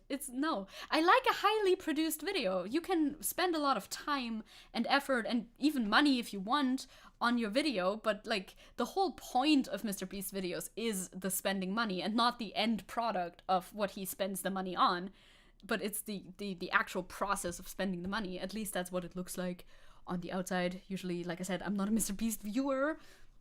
You know, more money, bigger, happier. More money, more bigger, more happier. Your YouTube has nothing to do with MrBeast stuff on it. Me neither. I have VTubers and anime all over it with sprinkles of Charlie in it. Slay. Yeah, my YouTube page is also very curated. But if you ever look at like what the most popular channels are on YouTube, then it looks very MrBeastified. As far as I've seen. I hate it when people brag about donating to charity. It kind of feels wrong. Like, you can let people know about it, but if you like bring it up at every opportunity and rub it in all the time, I don't know. Is he on an electric chair? No, it's a lie detector. Which, those are bullshit, by the way, as well, so, you know. It also shifts the focus away from societal problems management, to individual charity. That's something the last time that MrBeast was kind of under attack, under fire a little bit, was when people were talking about his "I cured the blindness of 100 people" video, where people were like, whoa, this is horrifying, you know? That was the general reaction on Twitter. This is horrifying shit. And MrBeast was like, what? Why do you not like that I do this for these people? I'm charitable. It's like, this is not about you. Lil bro, this is not about you. In this sense. It is horrifying that we have the capability to cure people's blindness, but we don't do it because it costs a lot of money. That's what's horrifying about it. It's the state we live in, not you specifically in that case. That's an aside. Actually, it was 1,000 people. Okay, sorry, my bad. Like, he can do that and all, but like, the fact that this problem exists at all is terrifying. It shouldn't exist. So, what did Quentin Reviews say about this? The most annoying thing about MrBeast videos is that you can't even have a benign criticism of him without people coming down on you. The replies in this one, the replies to this whole situation were pretty bad. You can't even be like, I find this content annoying, so I don't watch. People react like you've committed actual blasphemy. Yeah, as with most giant content creators, the fandom is horrific and bad, as always. Or, well, maybe not always. But as soon as you reach a level of bigness that MrBeast has, I feel like maybe it's always. Maybe it is always. The replies under this were like, oh my god, Jack is just mad that he's fallen off. Jacksepticeye, L take. He's just jealous. It's like, no, I don't think he's fallen off very much. I think he's doing fine. Yeah, Wolfmaster the Third. Good name, good name. There's a phrase that perfectly describes people who brag about donating to charity. I can't remember it exactly, though. If you remember it, let me know it, because I don't remember it at all. Exploiting, like, in a good way? Is that what I'm getting at? Is that what I don't know what you're getting at. MrBeast also talked about it a lot, though, that he's gaming the system he likes to study the algorithm, so he knows exactly how it works and what is popular. And it's a very calculated approach to content creation, which makes him very popular, obviously, because the algorithm determines, what gets pushed to who. And of course, the content itself still has to be entertaining enough. That's part of the algorithm, right? Viewer retention, this, that, the other. And he studies that sort of shit. And I understand that that is interesting, but I could never see myself exploiting the algorithm to a point where the content is made solely to appeal to the algorithm. You know what I mean? Like, there's no real, it feels like, let's say that, because I can't possibly know this, but it feels like he doesn't have any artistic vision, any, like, real motivation behind his content, aside from the motivation that is to appeal to the algorithm and make as much money as possible. And that just kind of feels bad, man. Feels bad, man, Yeah, algorithm talk like that makes me want to puke. I understand that it's obviously something you're gonna try to appeal to when you're a content creator. You want to make clickable thumbnails, you want to make clickable titles, etc., etc. But if your entire online presence is only catered around the content, I don't really see the point in that, quite frankly. Yeah, he just wants more views and subs. And, again, understandable, not like an evil thing, but also I don't understand why why people like to watch it. it's very like lowest level common denominator entertainment that I just couldn't get on board with. This is the response and the fallout of all of that. Here's the original response. I wanted to scroll down and then we can scroll back up again. He's very much, he sees it as a business. Other content creators don't like view it like that, but he sees it 100% just like as a business transaction. You know, I understand how he sees it like that, but technically, entertainment is art. You know, it can be art, not when Mr. Beast makes it, but I prefer that my entertainment be art and have like a purpose behind it, you know, or at least be informative. The algorithm thing seems also like a problem of the system. There are arguably some people financially depending on him going along with the system. Capitalism just corrodes art in general. It's true. Sad truth. Once again, look at the root. I think there's a horror parody video in YouTube about this. I bet. So this was his original response to the Jack clip, by the way. Insanely disrespectful, the YouTuber had said in response to Jacksepticeye saying that he does not have fun in his videos. This was the initial response. We have another one. We have a second one though, so don't jump to conclusions yet, I guess. So he says, so I ruined YouTube because I didn't buy a mansion and sports cars and instead reinvested my dollars into making content focused on doing good and inspiring kids to help people. That is not what he said. Of course, obviously. Nobody said this. Again, I love the argument. Oh, hi, Angel, by the way. But I love when people argue against absolutely something that nobody has ever said in the history of ever. Always fun. Love to see it. We love to see it. But nonetheless, go on. I don't think that's what your content does. Focused on doing good, yes, you do good. On, like, a scale that is manageable for a single person. You know, that's nice. Slay, do that. And inspiring kids to help people. Do you? I mean, it's arguable, I suppose. Yeah, he also immediately went on the assumption that people hate his content because of financial stuff. Yeah, right? I don't believe he doesn't have a mansion and sports cars, though. Right? I'm sure he has, like, a good car or something. A respectable car. He doesn't want to make art. Yeah, perhaps he doesn't even understand the concept of art and entertainment. I can see that. He doesn't have that sort of drive, and I get that not everybody does, but it's weird to be in entertainment and not be in it for the art, from my point of view. Since, you know, I'm an artsy bitch, what can I say? If he had fun, the videos would be longer. What does that even mean, lol? You think I'd give up every hour of my life for 14 years if I didn't have fun? I mean, it's maybe a different sort of fun. I understand that point, though. That point wasn't like a great point that Jack made. The videos are the length that they are to be, you know, suitable for the algorithm and all of that. If he has fun or not isn't really that important to the general argument, in my opinion. So, you know. And then he goes on to say, this clip is insanely disrespectful in my opinion, and obviously there's so much more I could say about his content, but I'll just take the punches and be the bigger man.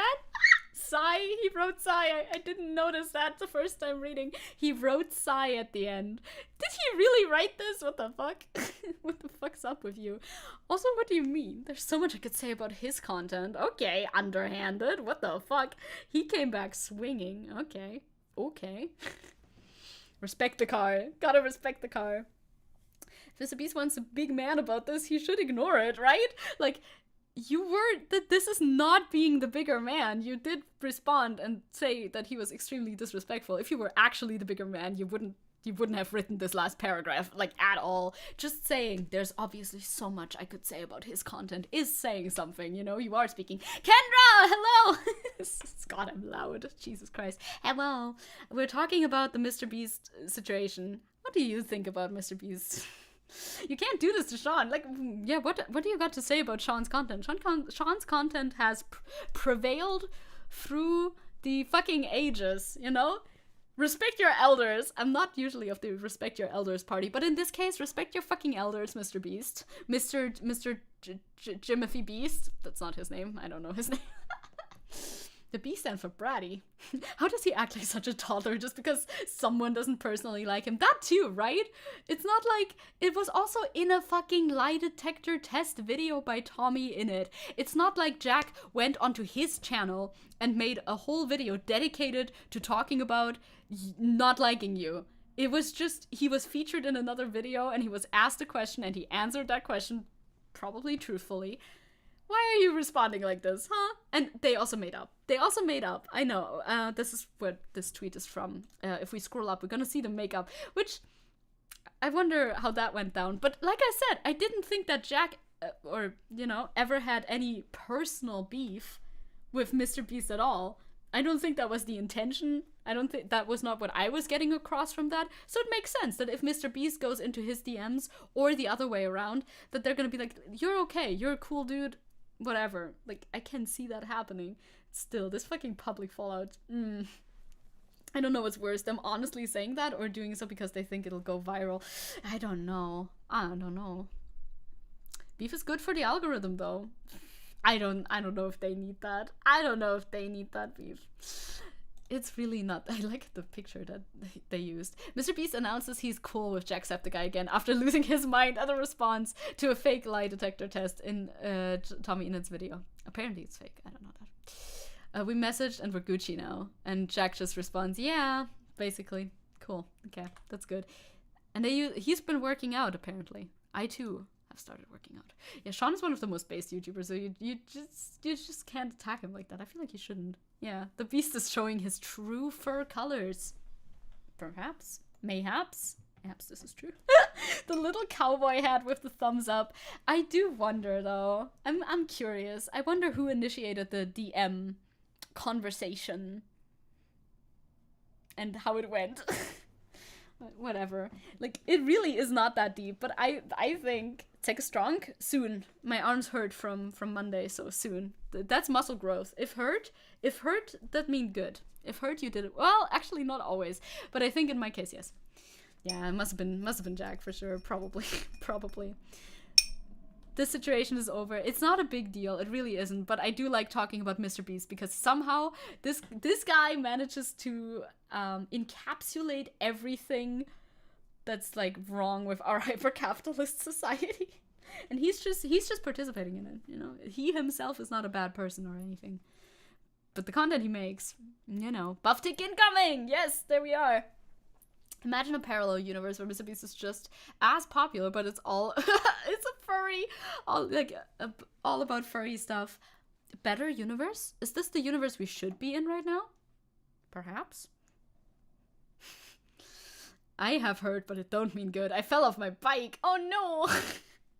Are you gonna like sport the whole Olaf Scholz look soon with the eye patch and everything? Perhaps. Lift Tenchi like a baby. I mean, I can lift Tenchi already, but I will lift Tenchi even better. Now, if I work out very consistently until New Year's, maybe I'll be strong enough to carry Tenchi way longer during the walks shortly after New Year's, where he's very scared. Now, I think Mr. Beast should make a furry channel. I don't think he's into it at all. I don't think he's into that scene, that community, so it doesn't make sense, but still. Can you throw Tenchi? I can throw Tenchi. I usually kind of push him, though. He's 7.7 kilograms. He's fine.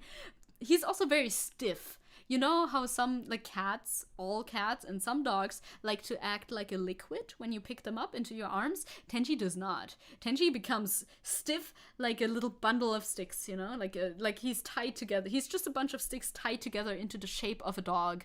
He's just standing in your arms. It's like, do you not trust me? He's like, I don't trust anybody, ever. I am on edge. It's like, okay, you are on edge. Understandable. Thank you. More like a peg leg. Oh, and a sling on my arm. My head's fine, though. Ooh. It's a perfectly throwable dog. He is. He's like a rock. He's like a little rock. Am I gaining? I will be. I started, like, last week when I came back from my vacation. I will be gaining. I made weights out of empty plastic bottles and sand. So I filled empty plastic bottles with sand, so I have weights at home. And if I gain enough gains, the good gains, then maybe I'll actually get a gym membership. We have a gym super nearby. It would be so convenient actually, but I don't want to spend money on a gym membership before I like feel like I need it, you know? when I can still do stuff at home instead. And that's also what I thought about Aiden. After I said this, I realized what I had said. That is what bundle of sticks used to mean, if The Simpsons are to be believed. Now for the rest, for the 30 remaining minutes of this stream, we could do a little tier list making that we didn't get to yesterday. This one is short and fun, and I wanted to do it, and I even wrote the separate titles for the tiers. This is Persona stuff again, so like if you don't... First of all, spoilers. Second of all, if you don't care about Persona, I guess that's the time to peace out. Sand and bottles, yes. Literally, the government doesn't want you to know, but the sand at the beaches and rivers is actually for free. True. You can just take it. I did, in fact, just take it. Maybe not from a beach or a river, because we don't have like sandy beaches around in Thüringen. Maybe from a playground, but it's also free. Also free. Palace tier list. Yes, I'm gonna make a little palace tier list. There, yeah, I know.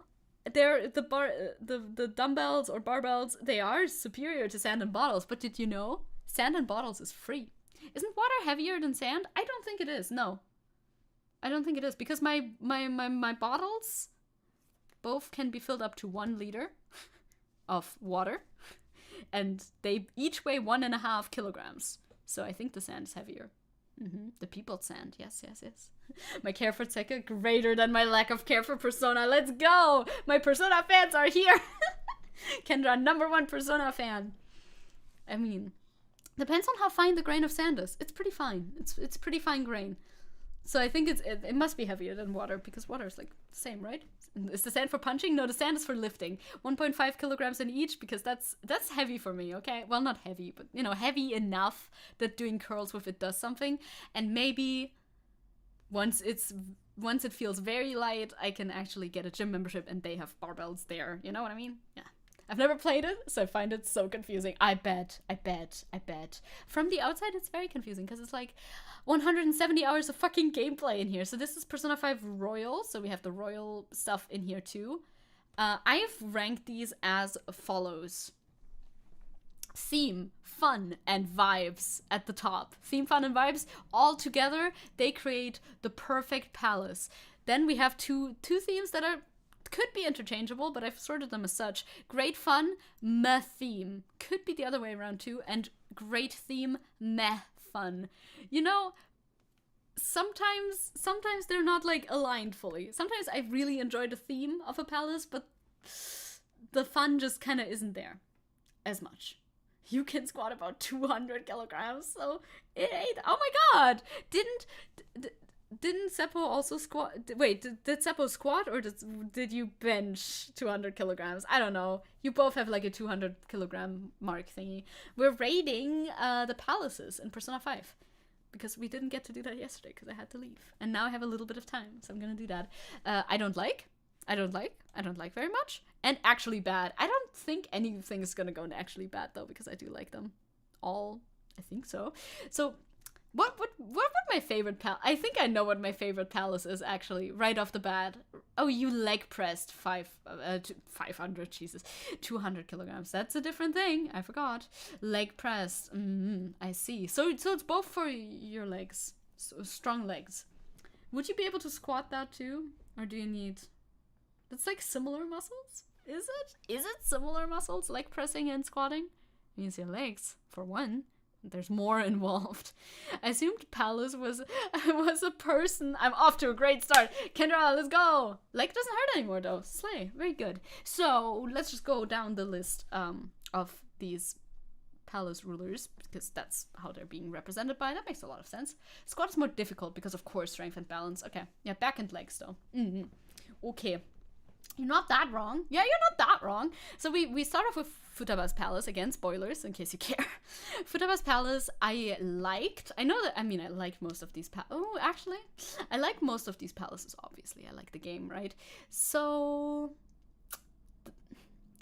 But you're not by... Maybe I should go by favorite, so I can maybe, like, see it a little bit more in perspective. Because this is probably my favorite. This is probably my favorite palace. Maruki's Palace, the vibes are... immaculate storytelling, immaculate. The general like puzzles that they had, very nice, very slay. I enjoyed them. I don't know. I usually just do workup with body weight. That makes sense. That makes sense. Body weight squat, 200 kilograms, simple. Yeah, honestly, I kind of like I like the Egyptian theme a lot, and I had good fun in it too. Maybe this is also up here. Oh no, what if I like all of them this much? That would be not a good idea. No, it's not true though, because I know that I didn't like that one very much. The theme was a bank. I found that not super interesting. It made sense. Obviously, they all make sense, but it's not my favorite. I don't really like that one that much. Also, the boss fight funny. The boss fight was funny. It's also not my favorite. The ones that are further in the back are probably gonna get a little bit of a skewed rating as opposed to the ones that are more recent, but still. So for being 200 kilograms is a good mental image. Now I just imagine him as Haftor Bjornsson. Yeah, all Germans are like that. All of them. 100% of them. Maybe I should play Persona 5 Strikers. Well, we'll see. I'm not a big fan of Kaneshiro's Palace, I guess. I like them all, but if I had to pick one that I don't like very much, I think it's that one. Just based off of memory immediately. Now, this one's actually a good question. Fucking Haru's dad, Okumura Foods Palace. God, people don't like it, right? People don't like this palace. People don't like this palace at all. And I understand why. I do understand why. But I didn't hate it. I did not hate it. But parts of it were very bad. I like the space theme, but the space theme doesn't really make sense. Is the thing. I like the space theme, but it's kind of pulled out of nowhere. Okay, he saw one like spaceship when he was younger. Okay. It really doesn't tie in very well. But like everybody puts it in actually bad. So I don't really know, cuz I did enjoy the theme. I enjoyed the general like vibes of the spot. Did it make a lot of sense though? No. Alright, I'm heading out, peeps. Yes, that makes sense. What's my first Zecke stream? Very much fun, very joy. See you around. See you. Have a good day. Vibes. Sending you vibes. Always vibes for everyone. Music is okay in his palace too. Yeah, like there's okay things about this. It could just get its own tier, because I cannot really decide. But this also has a question mark. We could put it at the upper end of I don't like, I think, perhaps. You don't like a lot of people don't like the Spaceship Palace, and that's very fair. It's also not my favorite. The theme is kind of nice, but it doesn't make sense coherently. We'll put it down here, I think. Now, Madarame's Palace, I feel like was kind of not super duper memorable, if I have to compare it to the other ones. It was a good palace, but like not super memorable. I like the art theme. Of course I like the art theme. Art and museum theme. Are you kidding me? Of course I like it. But it's not like the most fun. Also, I cannot remember the puzzles. I'm sure there must have been puzzles, right? I don't remember what the puzzles were like at all, so nah. It goes into great theme, good theme. I enjoyed that, but the fun level, you know, so. Yes, take care, Vincent. Let's go. So this makes sense. Great theme, fun ranking makes sense for this one specifically. This one is one where I'm not sure. I am not sure. The Mentos Depths Palace. It was really cool. Maybe, man, it was pretty cool. I liked the visuals as well. But it felt kind of weird also. I don't know. The puzzle was like the paintings for Madarame. True. I remember the puzzles now. Yeah, they weren't great. I remember the puzzles. I didn't like them that much. I'm not so sure where to put you. I don't know where you belong. I had fun with the puzzles in here. They were very easy, which, you know, sometimes that can be fun. They were very easy, but still, you know, they still existed and I remember them. But the puzzles are kind of like basic as well. The theme is nice because it's just the depths of Mementos. It's kind of a, you know, expansion onto what we already know. That could be considered boring, but I found it fun. Is this like Sherlock Holmes' Mind Palace? Kind of. Sort of. Not really, but sort of. It's more subconscious than that, but yeah. It was supposed to symbolize his ascent into politics, true. But like, nah, you know? Potatoes. Persona has, Kendra! Persona has so much politics, especially, Persona 5 is so politics. It's extremely politics. Maybe you would like it. Kendra. I feel like the fun levels, especially if we count like the ascent up to Yaldabaoth, if we count the ascent up to Yaldabaoth into this one, I didn't really have that much fun with it, to be honest. I think I like the theming. I like some of the puzzles too. But the ascent up to Yaldabaoth, I didn't really enjoy the process that much. Okay, Shido's Palace. Now, Shido's Palace had fun puzzles. As well, it had the mouse puzzles. There was a lot going on. I had fun. Fuck, I think I like this one too. I think I also indeed did like this one as well. Maybe I didn't, perhaps, I didn't need this tier. Perhaps it was not useful.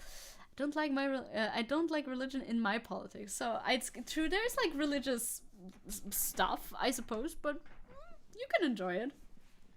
The palaces are the deep fuck up desires of that person. Yeah, that's a good sum up of what the palaces are, actually. I don't think anybody is gonna land in this tier after all. I really thought I could need it, but apparently not. Yeah, I like Shido's Palace a lot. What's happening on... It's a bit long. That's maybe the only thing. It's a bit long, but I liked my time there, you know. Yeah, Yaldabaoth became more biblical. Yaldabaoth became very biblical. Lots of angel fighting in there. So if anybody's into that sort of symbolism, there you go. Yeah, I think he has to go up there. Fuck. I like these too much, maybe, perhaps. Then we have Saya's Palace. People love Saya's Palace. I am people. I also really enjoy Saya's Palace. The puzzles were pretty nice. The theme is amazing. The theme is great. The enemies were a good level of challenging. Yeah, fuck it. You're also up there. Very nice. The gambling house.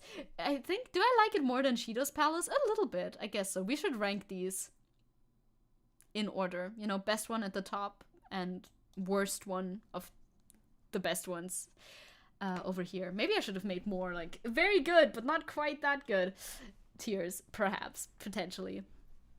And then, of course, the last one that we have at our disposal is Kamoshida's Palace, which is the first palace that you enter into the game, so obviously recency bias and all that is playing a little bit of a role, but it was a very good introduction into the game. Now, maybe, I mean, the theme was pretty solid. The theme was kind of solid, but I personally don't really like the theme that much. Maybe I can put it in here. Like, a castle theme, yeah, it makes sense. I mean, they're called palaces, and the first palace you go into is literally a castle. It makes sense. It also made sense with his character and everything. But, you know, this is a personal tier list. And I'm not into the castle theme very much. Medieval stuff doesn't interest me very much, generally. Castles, Dungeons and Dragons, No, I do like Dungeons and Dragons, but I would prefer to stay out of the castle, perhaps. Oh, you just had to register your political party last week. I was too late for the chance to say, like, in the United States or Persona. Slay. You couldn't at the time. Saya not being dateable is sad. I'm fine with it personally. I am personally very fine with it. Although they let you date your fucking teacher, so I think they should also let you date Sai, but, you know, whatever. Yeah, I guess this is the tier list. This is the tier list. These are like the last three, aren't they? Well, okay, this one is also in there technically, but these are technically the last three palaces plus the special one, who's down here. And then we have the very first palace. I think I vibe with this tier list the way that it is right now. I don't think I'm gonna do the entire tier list of this one. I just need to show you one thing. So somebody made an all Persona 5 royal ships tier list, like relationships, you know, when you ship people, when you ship characters. I'm not big on shipping. However, okay, some people are not included. Morgana is not included. And any teen/adult ship that doesn't involve Joker. That makes sense. Also, it's involve, not involve. Anyway. Shipping, right? I didn't make this tier list. I swear to God, I did not make this tier list. Somebody else made this tier list and put this at the very top. It wasn't me. The top tier is literally just called Akeshu, or actually, as I prefer. Why is it doing this? Why did it split up like that? That is really bizarre. Can you... what the fuck? It's splitting up weirdly, but I prefer Shuake, actually. It's just the same thing, but turned the other way around. Oh no. Not my own. Oh, no, not my own. I was changing my registration, so I had to pick a party for the primary ballots. Voting in America is really weird. It always confuses me when people talk about it, but I think I know what you mean. No human Morgana. Oh, or is there human Morgana? No. I'm squinting. No, I don't see human Morgana here. So, I just wanna let you know. Is it them? Yeah, okay. There you go. He looks so sad in the picture that they chose. Why did they choose this sad-ass picture? Like I said, I didn't write all of these, but they're very funny. Shuake, of course, at the top. Sailed. I support this. I can see the vision. It's a pair. With a good fanfic, maybe. On thin ice, side-eye, and no. Just no. We could do all of this, but it's a lot of people, so maybe not. What else could I see? Wait, I remember... It's kind of hard to find anybody here. You. Obviously, that's what I did. Yep, you are cute together. I like that. It's a big list. I know, it's too big. Which kind of makes sense. Jesus Christ. I thought there wasn't any teen... Oh, okay, they're not together. I thought these guys were together. Okay, never mind. Every single possible ship is, like, on here. I support this. I'm trying... Let's get the Joker ships out of the way. Maybe we could do the Joker ships. Although I'm looking for a specific ship in here that I also support. That I don't know where the fuck it's located at. I just need to find Anne's bright-ass background. And then I'll find it, hopefully. Unless they didn't include it, which would be a big L on the list maker. I think they didn't include it. Yeah, I don't think they included it. This list is bad. This list is very, very bad. What are these options? Just, I think they're supposed to be like every possible option. But they didn't include fucking Anne x Shio? What the hell? Why? How could you make a list like this and not include Anne and Shio together? They're obvious. They're like a very, very obvious ship. It's rude. It's very rude. They want to ship the Redditor with anyone? Hell no. Yeah, who would do this? Who would do such a thing? Anne and Ryuji, I feel like that's also not on here, right? Huh. I feel like that also has potential as a ship, but no. Alas, it's not here. Oh shit, I should have vetted this list more. I just wanted to show you that they made the top tier Shuake or Akeshu, depending on, you know, which name you want to, like, how you want to order the names. I just wanted to show you that, but they don't even have fucking Annex Shio. Sad times. I don't want to bother with this list anymore now that they don't have the only ship that I also care about a little bit. They are very cute together. The ship lists aren't great usually, TBH. Yeah, no, that's very fair. That's very fair. Yeah, and also how is Anne X Ryuji not here, right? That's really weird.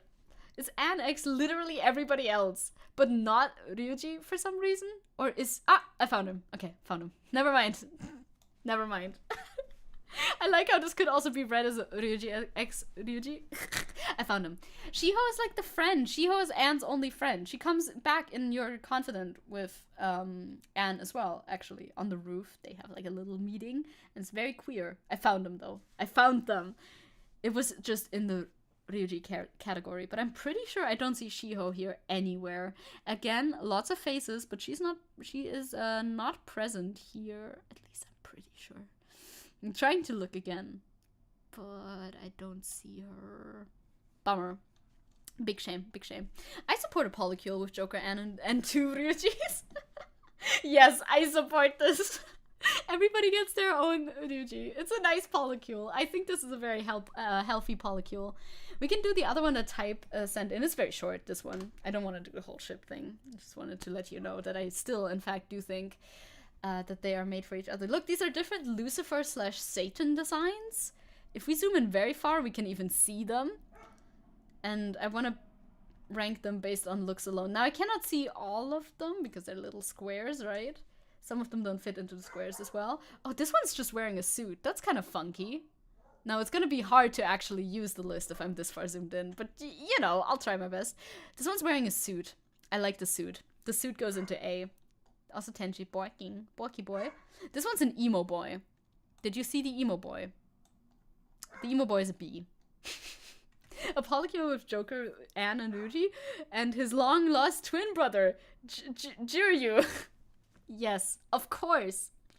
Fun fact, Ryuji can't get a date because he got his future predicted. Oh my god, really?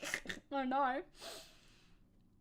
I don't know who this is, but he looks very basic. I can't see his head, but you know, we're trying. One of those Lucifers is actually not Lucifer whatsoever. What is up with one of those? I like this one a lot. Actually, this one's very cute. It's very soft. I like that about him. They're very similar. Are they like evolutions of each other? But I like this one better. This one's nicer. Yeah, I think there's Lucifer and Satan. Satan/Lucifer tier list. So is this shipping again? Is this shipping again? It's both Satan and Lucifer. For some reason. Satan, Lucifer.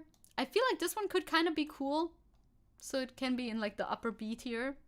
Or maybe it can be in the A tier. I can't even see the entire thing, but he's wearing a straitjacket, which I like. This one looks cool. This one looks edgy though. So I think he can also be in the A tier. I like a soft Lucifer. Or Satan, one of them. Is this Persona Lucifer? I'm not quite sure. I'm not quite sure which one's who. Not just different hell from two games. Yeah, this is like all the different Lucifers and Satans from many different games. I know this one is Persona 5. I had you in my party. I like you. Not a lot though, but I do like you. You're very imposing, which is pretty cool. You can go into the A tier as well, I think. Any predictions for the Ghost Show on Monday? I'm so sad they aren't allowing phones. I want to see. Right? It's so weird that they're not allowing phones. Why not? Is something gonna happen? Is something going to happen on stage? Something special? Something lore related? I don't know. Should I Google SMT4? You said Lucifer? I will. I want to see the full version. SMT4 Lucifer. Is this gonna be not safe for work? No.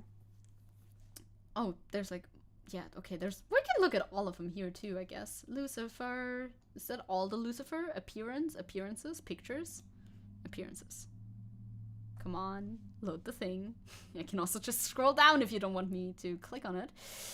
Oh, Jesus. Oh, that's what appearances means. I wanted, like, pictures, maybe, perhaps? Perhaps, maybe.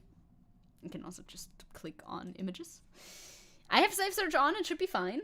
It's this guy, right? Oh, he looks like a weird alien. This guy's very weird. Ghost Show?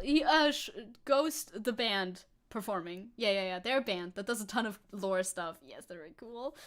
And the last show of the tour is not allowed recording devices, which is either a film or a lore drop. Yep. It's gonna be one of the two. I'm very excited. Excited to see. These guys look funky. I do like their fun. I like this one. Oh, this one is this one. Just sitting down. He just sat down. Where's my tier list? Are you my tier list? You are my tier list. Nope. You are. You're in my tier list, but not completed yet. You are my tier list, but I'm working on it. So this guy is the same guy as this guy, but he's sitting down. I like it when he sits down. I think that's good. I would love a film though. Me too. I couldn't go to the tour because the only shows were upstate. Aw, my therapist went though. Yeah, I went to the Ghost concert in Berlin. That was fun. SMT 4A Lucy is better than SMT4. SMT 4A. That's this one. That's the one who sat down, yeah? That's the one who sat down. I also agree. The one who sat down is better than the one who's standing up. Send me pics. I can send you some concert pics and videos. Siska can too. They made him black. True. They did darken his skin a lot too, actually. It's true. Didn't even notice at first. I'm just like, he sat down. Gonna go work out now. Let's go. Get those gains. I'm pro gains, obviously. I want to see what this guy looks like in full. This guy looks kind of cool, but like not, I don't know. He's not my vibe. He looks similar to this Lucifer again, with the big arm. Why does he have a big arm like that? I have no idea. I have a question. You have a question. Yeah, my siblings went to a bunch of Ghost concerts. You mind if I copy and paste their text messages explaining it and send it into the Discord and add you? Do that, Aiden. I would like to see that. Thank you very much. Thank you for telling me to look at the thing that you wrote as well. By the way, he sat indeed. He is sitting. This guy kind of funky. This guy kind of looks like a fairy. I'm still trying to decide if I like that or not. I don't think I like the symbolism of the shadow, like the shackles and all that. Something about it just doesn't communicate Satan / and or Lucifer to me very much, you know? It's just Satan's human form. Of course, of course. He looks like just some dude, which is why I put him down here. So, you know, gonna go for a walk now before it gets, oh yeah, boiling hot lava out here. So have a good day, everyone. Have a good day too. Enjoy your walk. It's already boiling hot lava over here. Although, you know, not that bad. But still, it feels bad, okay? It's only 25 degrees, but it doesn't feel good. So have a nice day. Have a nice walk. See you around. This one's a weird lizard monster with many arms. This is definitely an A-tier Lucifer. I think this is an A-tier Lucifer right on this spot specifically, actually. Or Satan. And this one is cool. I don't know what's going on here, but I like that one. Even though it's more dark, and I like the kind of more light-themed Lucifers, usually. But that one's good. This is my Lucifer tier list. There you go. I'm surprised neither Lucifers from was on this, and other Lucifers were missing. Yeah, I don't know. This is just the list that I've been sent, and I've done it. I've done my duty. I've completed the Lucifer/Satan tier list, as, you know, requested. Okay, now we know. Now we know that this, oh god, they're so... Is it gone? Can I still find it? Yeah, okay, it doesn't work. I cannot zoom in that much. This one is the best. He's a little twink. This one's sitting. I love that. And this one's a creature. I appreciate creature as well. There you go. You can only zoom in so much, but I guess we could also look at Google Images. I don't know. Lucifer. Satan. Satan. Yeah, this one's the one that we had in our party. Cool design too. Bit much though. Oh my god, it's them two together. Wholesome Lucifer and Satan. Aw, adorable. Absolutely adorable. Oh, and that's Satan's human form. Yep, that is definitely a F tier. That is the worst. No, that is no good whatsoever. Holy shit. Why is bro going outside looking like this? What the hell? You mean, yeah, more Lucifer's human form. Lucifer's human forms. I see. Twink Lucy is the best. I agree. Twink Lucy, very good. Very good for him. That's good for him. This, however, not good. Not good on any level. Why did you make this? Who did this? Who did this? Bottom text? Jesus. It's like sort of punkish, but also just mainly just weird, I feel like. Not my cup of tea, thank you very much. Lucifer would be a punk though, I agree. But like a cooler punk, you know, like with patches, a little bit of color on your jacket, a different face, perhaps. I don't know. I have notes. I have notes on this Lucifer specifically. But that brings us to the end of our stream for today. Perfectly timed, as all things should be. What's up later today? I think way later today, my friend's stream. But that is way later today, which doesn't concern me right now. Right now, I'm gonna go walk my boy. It's a bit warm for that. We'll think about it. I'll think about walking my boy. And maybe I'll watch some more Étoile, perhaps. Just wait until you see Lucifer's Japanese schoolgirl uniform. Oh my god, of course. If the devil came to me, he would come to me in the form of a Japanese schoolgirl, obviously. It just, yeah, he did just look like a character from like a bad 90s anime. That was definitely the vibe there. Was that from the 90s? Maybe that game was from the 90s or even before. Either way, I'm gonna head out. Tomorrow, I'm gonna be back with Gris, right? That I will be pronouncing it like this. If that is how they pronounce it or not is a mystery to me, but I am not dedicated enough to figure it out. I'm gonna download and install Gris today in order to be playing it tomorrow. I'm very excited to try that out. And then we have another news day after that, and after that, I'm celebrating Juno's birthday with her on the weekend. So there we go. That was a very fun stream. I'm glad to be back. This one was very good. You know, a quick stream review. This one was very good. I had a lot of fun talking. We touched on some good subjects where I feel like I had a good like amount of jokes and ha-has to say about it and or outrage. Birthday girl, yes, Juno tomorrow. Gris eating stream. Let's go. Honestly, good idea. I just buy like 10. I'm trying to figure out how many I would buy to fill like 3 hours of stream time, but that would be more than 10 probably. Jesus. I just buy 30 Gris pudding from Dr. Oetker and consume them all. The idea is starting to sound worse. Thanks for the fun stream. See you around. Check out Juno. Definitely tomorrow, but I'll redirect you tomorrow, so don't worry about it. Later today too, but that's in the evening. Some of you might be busy. We'll see. see you around. See you tomorrow. Say happy birthday to Juno tomorrow. Thank you. And bye-bye. Ciao. I'm heading out. I'm leaving. I'm gonna see. Maybe they put the package in the mail. It's a small thing that my mom ordered, so maybe they put it in the like mail box instead. I should check that out. And yeah, workout's already done. So I'm vibing. Bye Will. Bye Caliban. Bye Seppo. Bye Crow. Bye Joever. I usually don't say bye to every person by name, but today I felt like it. Bye Aiden. Bye bye. Goodbye Zecke. Paka paka. See you around.